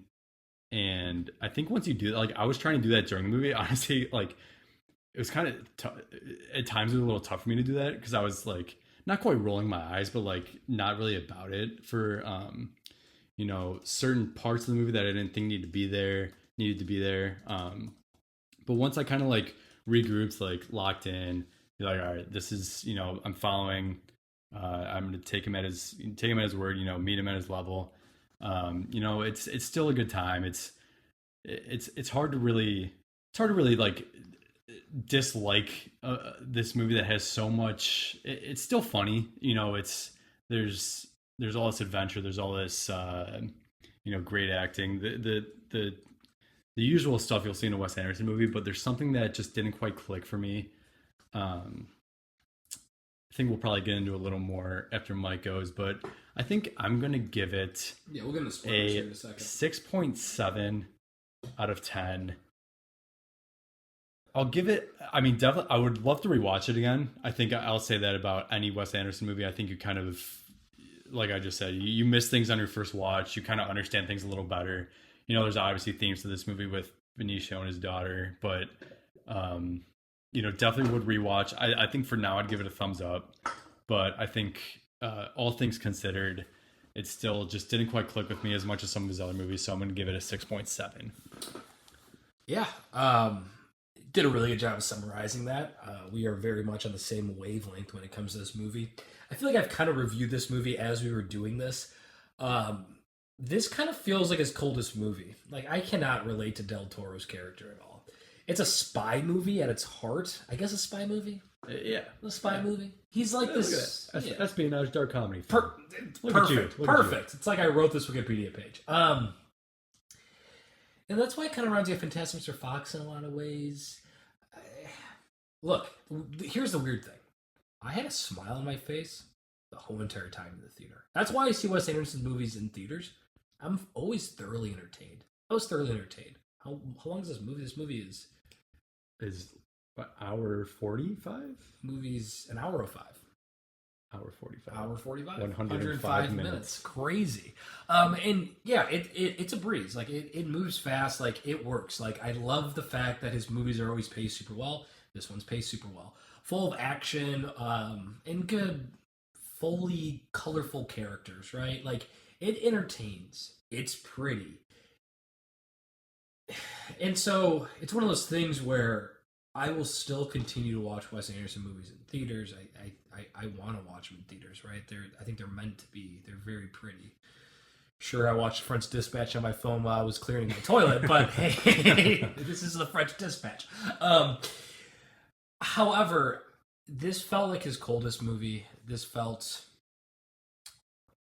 I don't know, like Del Toro's character compared to Gene Hackman's character. Come on. Like, I think Del Toro did a great job, but there's not like, oh, for sure, there's not as much depth. There's not as much like to grab onto and to really love about it. You know, you can enjoy his performance in Grand Budapest Hotel, right? Oh, like those guys are the heart and soul of these movies, and the Del Toro character was entertaining. It was interesting, but like this movie's not going to stick with me. I'm going to have a tough time talking about this movie a year from now. I saw Scarlett Johansson was starring in this movie, and I was confused for 4 minutes where she was.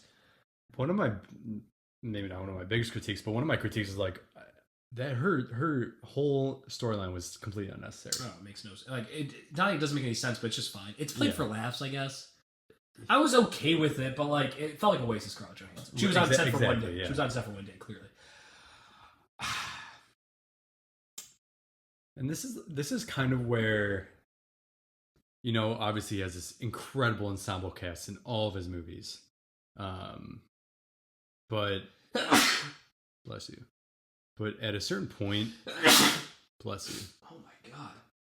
Those allergies are really kicking, huh? I know. Mike's gotten allergies for the first time in his life today after we golfed at Balboa Park Golf Course. Yeah. What blooms in Southern California in June is wrecking my world. Couldn't tell you. Anyways, yeah, I mean, he has these incredible ensemble casts, but when you're packing in so many ideas and so many stories into 105 minutes, Mike is running around the apartment right now trying to find tissues. You have paper towels right there. No, it hurts my nose. It hurts his nose. When you're trying to jam pack, I'm still talking. He's not even here. When you're trying to making really good points. It's actually really good. This didn't dawn on me. When you're trying to jam pack so many ideas and storylines into 105 minutes, like part of the reason why you go to see these movies is like, you know, there's Willem Dafoe there, there's Scarlett Johansson there, and yeah, they're not going to be like the main characters, but like they're still going to hold screen time. There's still going to be like a drawing, like you're still going to enjoy their time with them. Like Willem Dafoe was in this movie for approximately 4 seconds, and Scarlett Johansson's part was completely meaningless.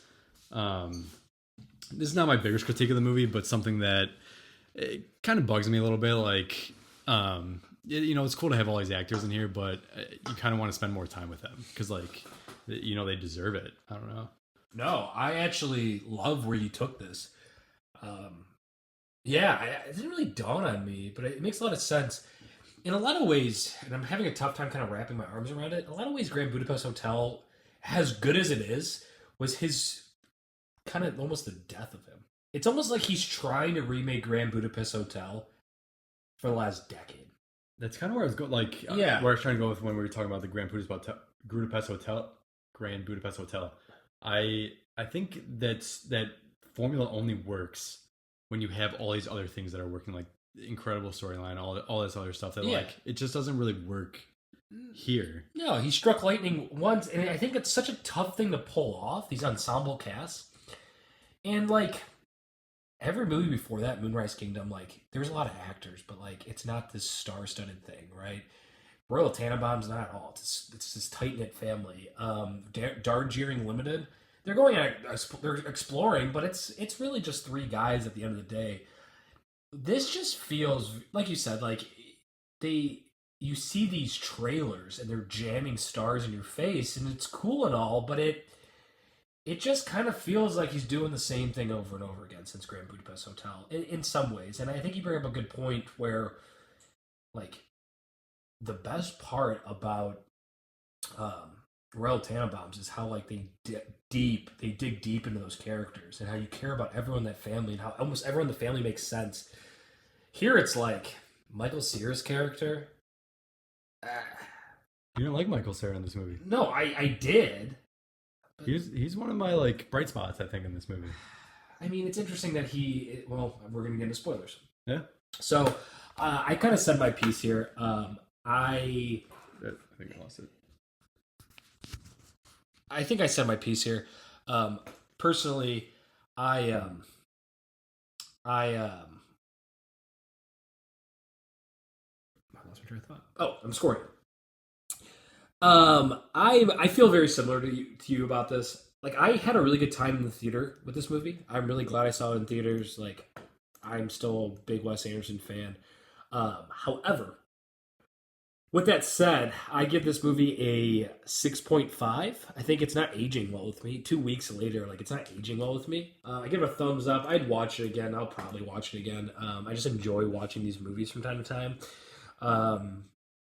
But yeah, would I recommend it to a friend?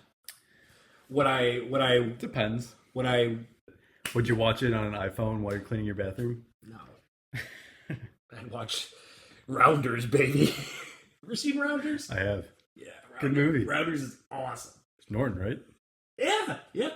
Dude, I saw Rounders when I was like 7 because my brother's sick and showed it to me when I was 7. To me, Ed Norton was just like the coolest man on earth for the rest of my life. I mean, he still is. He still is. He's so awesome. Need more Ed Norton in this movie. Not enough. He wasn't in this movie, right? I don't think so. I had to look at the cast because everyone was in a. If he was in it for about 3 seconds. Yeah, absolutely. All right, so now we will get into spoilers. The thing I want to talk about most here in spoilers is the Cranston Tom Hanks cameo. That was so funny. Yeah? The basketball scene? Yeah, that was fun. Like, the cool thing is if you're going to do all these actors, have fun with it. That was so funny. Like, the fact that they were playing basketball and all that stuff. Like, that worked. The outfits, honestly, like, aspirational. Like, the sweatpants, the Pepperdine t-shirt, whatever. Yeah. So good. What was Cranston's shirt? One was Pepperdine, the other was... Something else funny, like Harvard or Northwestern or something. One of those ones. But yeah, I mean, I loved the idea of it. I think it maybe dragged a tad, but overall, love the idea of that cameo. I don't even know if you call it a cameo. He's like the 5th leading actor on here, but like, I think you have to call it a cameo. I think almost everyone on this list is a cameo. These are all technically cameos, unfortunately. But yeah, that I agree. That's one of the highlights. Yeah, and like that works, right? A lot of these did not work. I like Bill Murray as God too, but it works because it's Bill Murray. 100% his like a whole beard. And you're like, that's Bill Murray playing God. That's funny. Yeah. But like, I wish there was more of it. He's in the movie for about 3 seconds. I will say that this felt more art house than some of his other movies. Like those scenes felt like they were shot from like, I can't think of his name. What's the Emma Stone movie? The really fucked up movie? Yorgos Lanthimos. Yeah, those scenes where he cut to Bill Murray felt like a Yorgos scene. It did. Yeah. It did. A little more art house than Yeah, I felt like something from The Favorite. It did.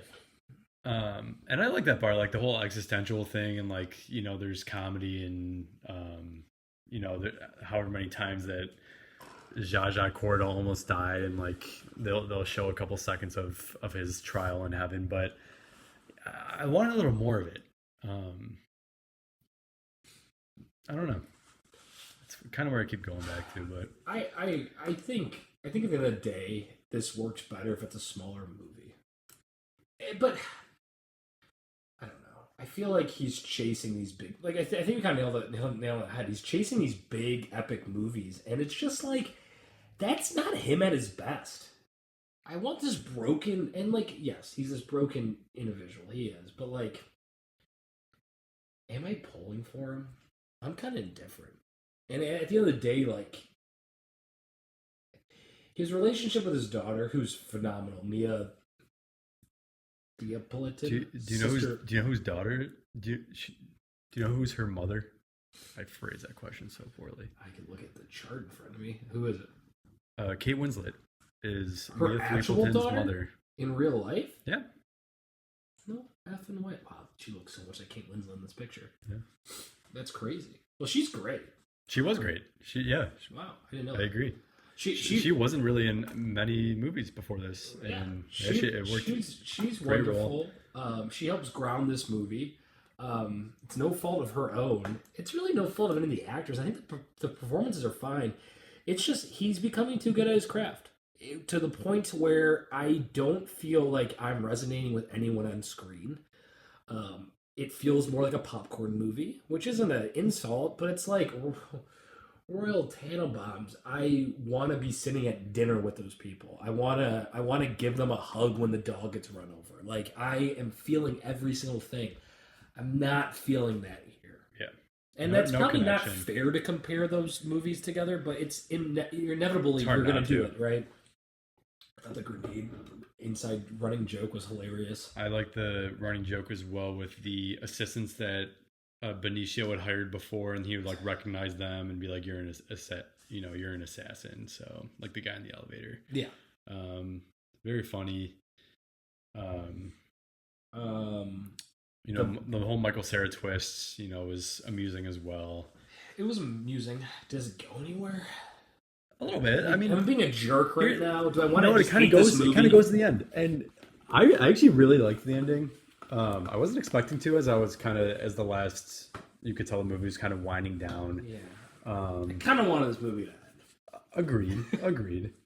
As much as it was, but I surprisingly really liked the end. I thought I wasn't really expecting it. You know, I don't even know if it makes sense. Like they show Benicio in the whole movie, just like this tycoon that just wants to take advantage of everybody, and you know, a ton of greed. And then at the end of the movie, he's like this poor, you know, restaurant owner. I don't even know if it makes sense, but I really liked it. You know, the last scene when he's doing all the dishes, and then he sits down and plays cards with his daughter and has a little glass of whiskey. I thought that was nice. That was a good way to end things. And then that's when should have had a heart attack. I don't disagree. But I guess this movie was dedicated to Wes's father-in-law, as it's shown in that like final scene, like dedicated to whoever, who was also a businessman from like Lebanon. Oh. So like modern day Phoenicia. Anderson decided to write a story about the Near East after the death of his father-in-law, Lebanese engineer Farad Manoff. So I thought that was really interesting. That was cool. So I really liked the last 3 to 5 minutes. And Wes Anderson wrote, an amazing, kind, larger-than-life figure, wise and very intelligent, but a little bit scary. It's very wise. I can see that. But yeah, that works. Yeah. Well, that helps. That helps ground this movie a little bit more for me. Yeah. Keep going. I don't really have much more for that. That was a good tidbit. I did not know that. It makes you feel a bit better about this movie. Maybe 6.6 now. Nah, I'm saying a 6.5. You knew it and gave it a 6.7 still. I think this might be a movie that ages a little bit better for me. Maybe. I don't know. Maybe I I'm just agree. retracing my steps a little bit. But I want to revisit this movie somewhere down the line, 2-3 years down the line, maybe even longer than that. And maybe if I'm a father of a daughter at that point, that movie might mean a little more to me. Yeah, maybe I'm Lebanese by that point. But if I'm Lebanese, if I'm living in Lebanon at that point, yeah, maybe. If my father-in-law is Lebanese, and he's gentle but scary, whatever the quote is, maybe. Look, I think it's a fine movie. It doesn't work for me on the same level as a lot of his other movies. I think that's kind of I think that's it.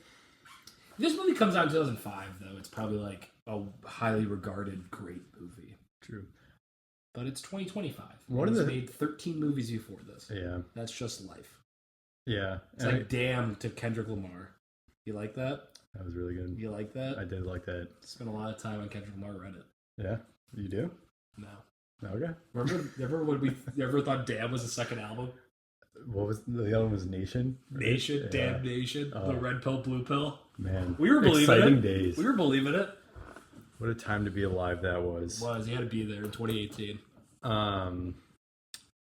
Yeah, I guess we kind of already explored this, but I think I'm a little bit curious on why these, like his recent movies, aren't working for me as much as his older ones. And I know a lot of it is kind of he's at a different stage in his life. He's become this big filmmaker, kind of has his formula, but like, is it also a sense of nostalgia that we've had for these movies that came out in the past that we'd already seen and kind of like fell in love with, and these ones just don't get the same love because they're new and you still have to kind of like take it all in and maybe rewatch it again, but like, or is it truly just like he's just not making the type of movies that we're looking for anymore? I think it's both. I think that like the oldest movie we had in our rankings was Grand Budapest, which is over a decade old. Yeah. And it was actually the first Wes Anderson movie that I saw, right? So probably up there with you too. And so I do think that's movies age usually. It depends, right? But a lot of times movies age very well, especially movies you like. I think it's just the classic example of an artist just, I don't want to say losing your fastball, but just becoming too good at your craft. Like, to the point where it's like I'm going back to John Mayer here, but he was interviewing Billy Joel, who Billy Joel is maybe my favorite artist of all time. And Billy Joel stopped writing music when he was 45 years old. He wrote his last album. And John Mayer is about 45 now. I think he's actually a little older than that. And he was interviewing Billy Joel. This came out around Thanksgiving of last year. And he said, Billy, I finally understand why you stopped writing music. My ear is better than my hand, right? I write stuff and it's not good enough. And I don't want to publish it. I think that's the issue. Like, I truly think that Wes Anderson is so good at his craft, his eye, if you want to call it, that he's not, I don't want to say he's afraid, but he's not capable of making Rushmore anymore. He's not capable of making Bottle Rockets. He's not capable of making Royal Tannenbaums. Like, I just think that he's lost his connection to whatever that was. And maybe it's the fact that I am a 29-year-old male, and those movies are geared towards younger males. This is an older person. Like you said, if I have a kid one day, maybe this resonates more with me. And I think he's also trying to do a different thing at this point. I think he's just trying to make a fun story that also has obviously some themes in it, which of course it does. But I think he's not really trying to create that type of movie anymore, which is maybe for the better. Maybe he just, like you said, he just can't. He's not at that stage in his life anymore. So the man's only 56. So we have a lot of life left. We have a lot of life left here of good old Wes Anderson. I love Wes Anderson. He's a top 5 director for me. Yeah, like I said, I would watch anything that he makes while I'm cleaning my toilet. But no, I mean, he's great. I understand kind of why he's not giving Academy Award love anymore, just because it's so hard to be like, yeah, this is the one we want to give an Academy Award to, because he's kind of not reinventing the wheel at this point. Yeah, that's what they're looking for, that unique. Looking for something. Or Oscar bait. They doesn't make Oscar bait movies either. Which is good for the better. You know, it's one of those things where it's like, what genre would you like to see Wes Anderson dip his toes in? Is there one? You see a lot of horror movie spoofs. You see a lot of war movie spoofs. Let's see a Tom Hanks back and Bryan Cranston back in the day, 30 years earlier, playing basketball at Pepperdine. Starsky and Hutch. Let's see a sports movie. A college basketball movie with Wes Anderson. I think that would be absolutely electric. That would be so sick. I would love to see how their jumpers looked like 30 years prior, because hopefully they were a little better. It was so than their jumpers. They try to edit it so it looked like it was an okay jumper. Yeah. So funny. So funny. I could also see Tom Hanks and Bryan Cranston just laughing so hard when they were reading the screenplay and just salivating. Yeah. I would love to watch that day of shooting. That was sick. I got nothing else to add. I honestly was worried that I wouldn't be able to talk about this movie, but we figured out things to say. I also was worried. The score's really good. I would like to see a nom for score. I'd like to see production design. That's probably about it. I like it. Cool. All right. So as we wrap up this month's episode, Ryan, what have you watched? Anything interesting? That is a movie from 1996 from Nicholas Winding Refn. No idea if I pronounced that correctly. The movie's called Pusher. I think it's on Canopy. It's a free streaming service, but you need a library card. Great. It takes place in Denmark, and it's got Mads Mikkelsen in it, who's one of the goats. Absolute goat. Absolute goat. Unbelievably electric actor. Really, really good story. Gnarly, entertaining. It's kind of like a drug. The drug dealers trying to they're in debt. It's the common drug store. Like they're in debt to the drug dealers, and they gotta through any means necessary try and get that money back. So it's super entertaining. And there's three of them. There are three of them, and all three have really good reviews. I only saw the first one. I would like to see the next two. Really good reviews. I'd really recommend the first one at least, and I'm sure the next two are good. But is it in the Danish language? It is. So I love a good Danish pastry. You will have to be reading subtitles. If you don't like that, this movie is not for you. But, Another Round is in the Danish language, it is. Right? Yeah. Another Round is so good. We weren't recording episodes when Another Round came out. Actually, we were. It came out in 2020. Another Round is so good. Stop what you're doing and watch Another Round. Anything else? No, I think that looks great. Very cool. A trilogy. I did not know that. Yeah, and that filmmaker has gone on to make, I think, American movies. I think he has one with Ryan Gosling. I've not seen it. Drive. Yeah. Oh, I have seen Drive. I have. Same director. Is he dead? Why has he not made anything recently? Looks like there's one thing that's maybe TVA, but yeah, it's been almost 10 years. Interesting. Well, that's really cool. That is neat. Interesting. Mike, do you have something that's spinning back on you? Yeah. I guess I'll kick it off with The Pitt. A lot of people love that TV show. We'll probably get nominated for Best Show at the Emmys based on the predictions that I was briefly looking at on accident, getting ready for Chuck's portion of the podcast. I am a pharmacist who works in those highly critical areas. I think it's very realistic. I thought the first 4 episodes were kind of boring. I had a hard time believing that people outside of the medical field would find it interesting, just because it felt very ordinary in everyday life. I'm so glad that they gave that attention to detail to really help build those characters. Everything's tied so nicely in a bow and so well done. Never seen the TV show 24, which takes place over 24 hours, and each episode's an hour. So the Pitt, not revolutionizing anything here, but I think it's really nice that they did a 15-hour. Each hour is an hour shift in the ER.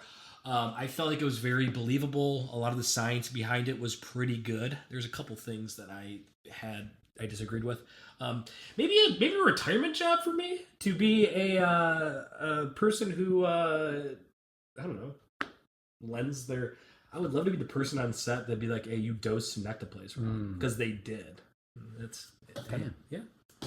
You had a study that you did that they called out. Oh yeah. In that movie. So in 2018,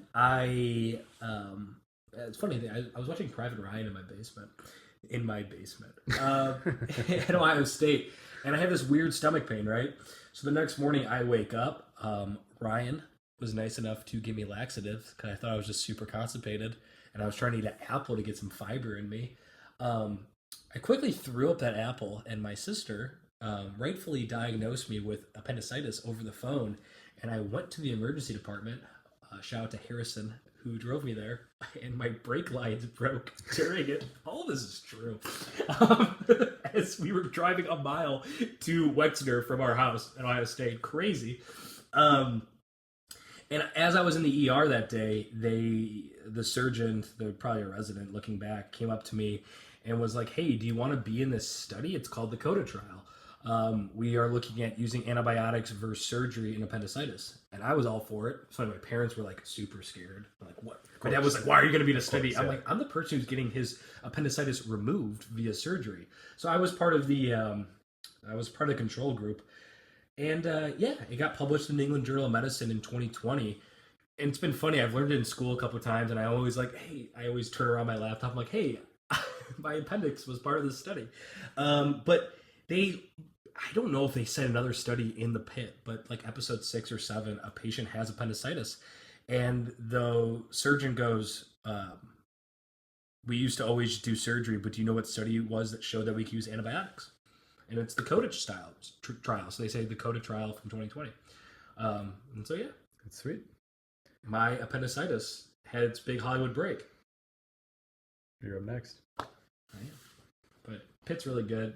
Season 2 is coming out in January of next year. You saw the Pitt too. I did. It's a great show. From a non-healthcare perspective, I thought it was super interesting to see the relationship between the residents, the medical students, the attending. Oh, that's real accurate.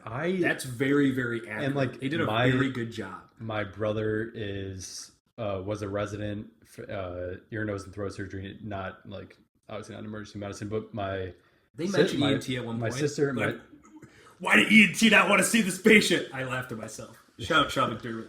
Sean would have saved him. My sister-in-law Martina. Yeah. Emergency medicine, used to be a resident, now at UC, which is so similar to Pittsburgh. Yeah. So it just gave me a greater appreciation of what she deals with.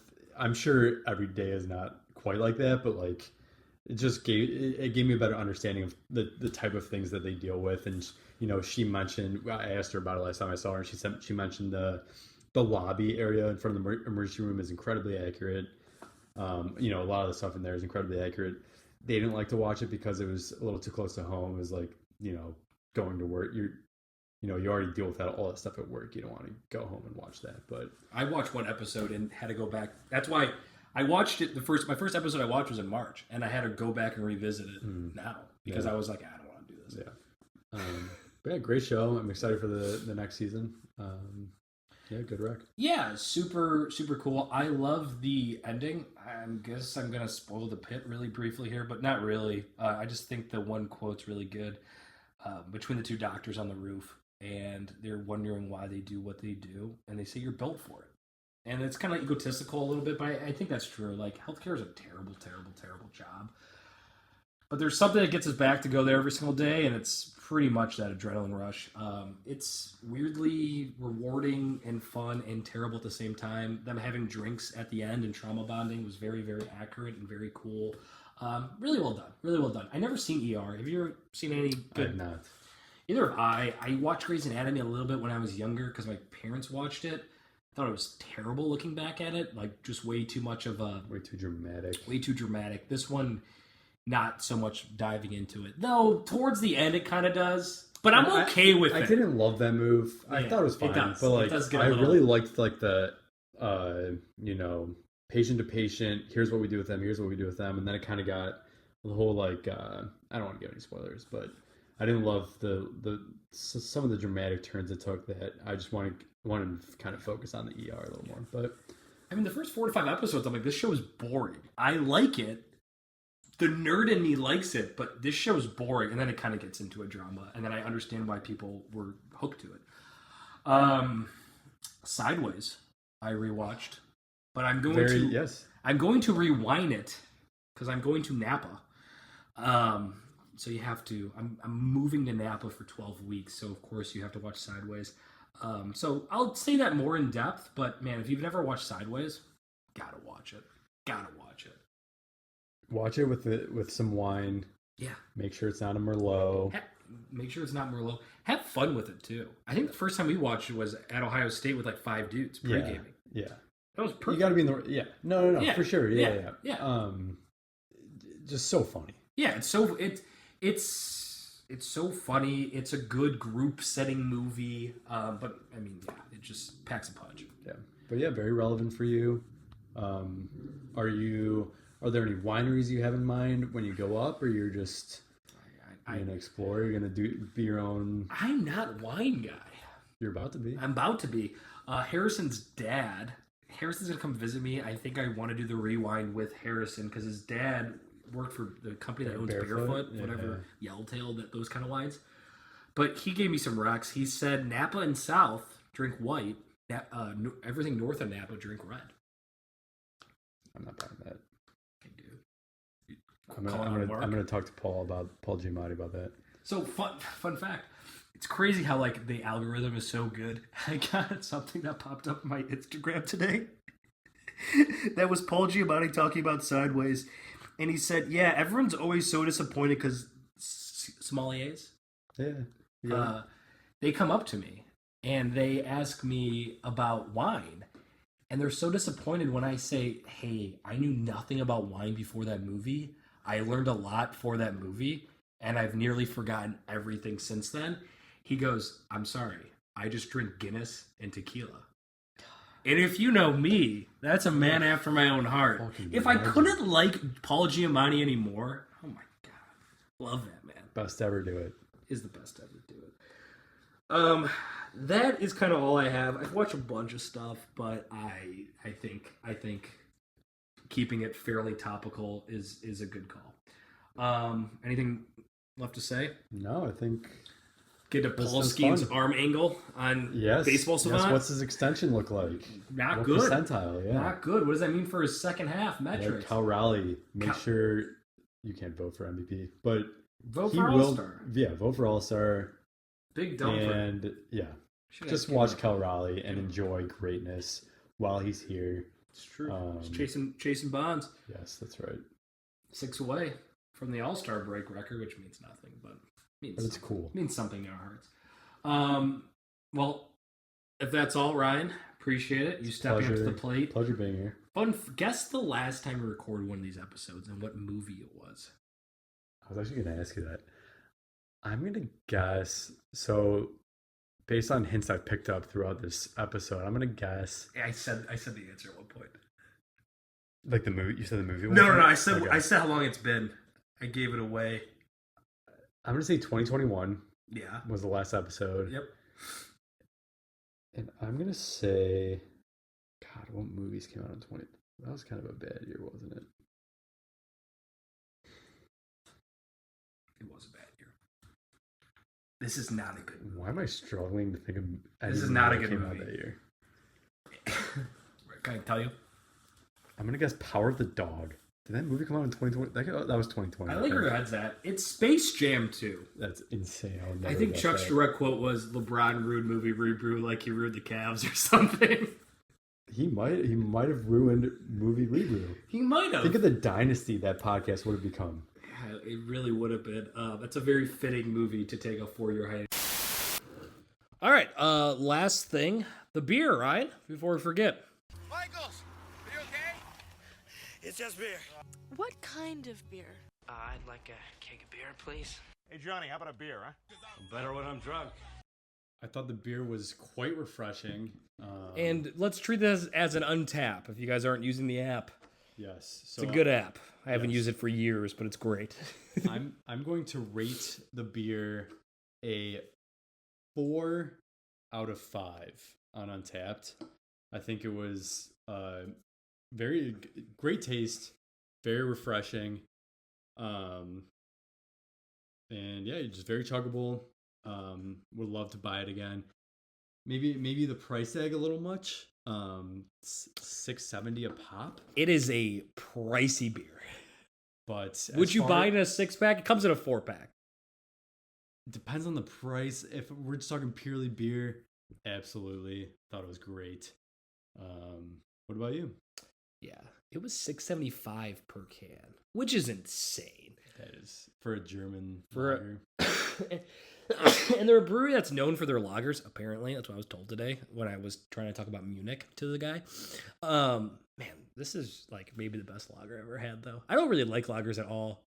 It's so smooth. 4 out of 5 is probably the highest I've ever given a German lager. I'd give it 4.2 out of 5. I don't have the premium, but I would go 0.2. I would go 4.1 if I could. I would definitely buy it. It doesn't come in a 6-pack. And you got to take out a down payment in order to buy it in a 4-pack. I would drink it again. If this was $12 for this 4-pack, it would maybe become a staple for me. Mm. You could drink this on a hot summer day and be fine. 100%. You could drink it on a cold winter's night and be fine. Yeah. It's a really, really, really good beer. Dude, I'm talking myself into it. 4.25. It's really good. Go for 5. It's really good. It's really good. I was really sad when both of my cans were empty. So, all right. Yeah, so we're going to try to do an episode every month. Right now, probably rotating guest hosts. And yeah, in July, I'm eyeing Ari Aster. Oh, Addington. Yeah. He only has 3 other movies, though. But I just want to talk about Midsummer and Wear a Flower Crown. Which, who doesn't? And Hereditary. And Beau is Afraid. A lot to talk about in that movie. So Granddad. I think that's probably where we're gonna go. There's a lot of like big box office movies coming out too, so maybe we'll jam a couple movies in there. But I want to kind of do this format monthly. I think it's realistic, and I think it'll be fun. But that is all. Thank you, Ryan, for stepping to the plate. This was a lot of fun. Thank you, Chuck, for lending your expertise. And shout out to Keegan, obviously. 83 episodes with Keegan. This wouldn't be a thing without him. Keegan gave me the okay to do this. Was more than happy to that I was bringing it back. And he also said that he would pop in from time to time, which would be super sick. Superman's coming out next month. He was an extra on Superman, spoiler alert, so I hope that he at least stops by to share it. Amazing. Well, Mike, it was a pleasure to be here, and I look forward to more podcasts in the future. All right. All right. Peace. Bye-bye.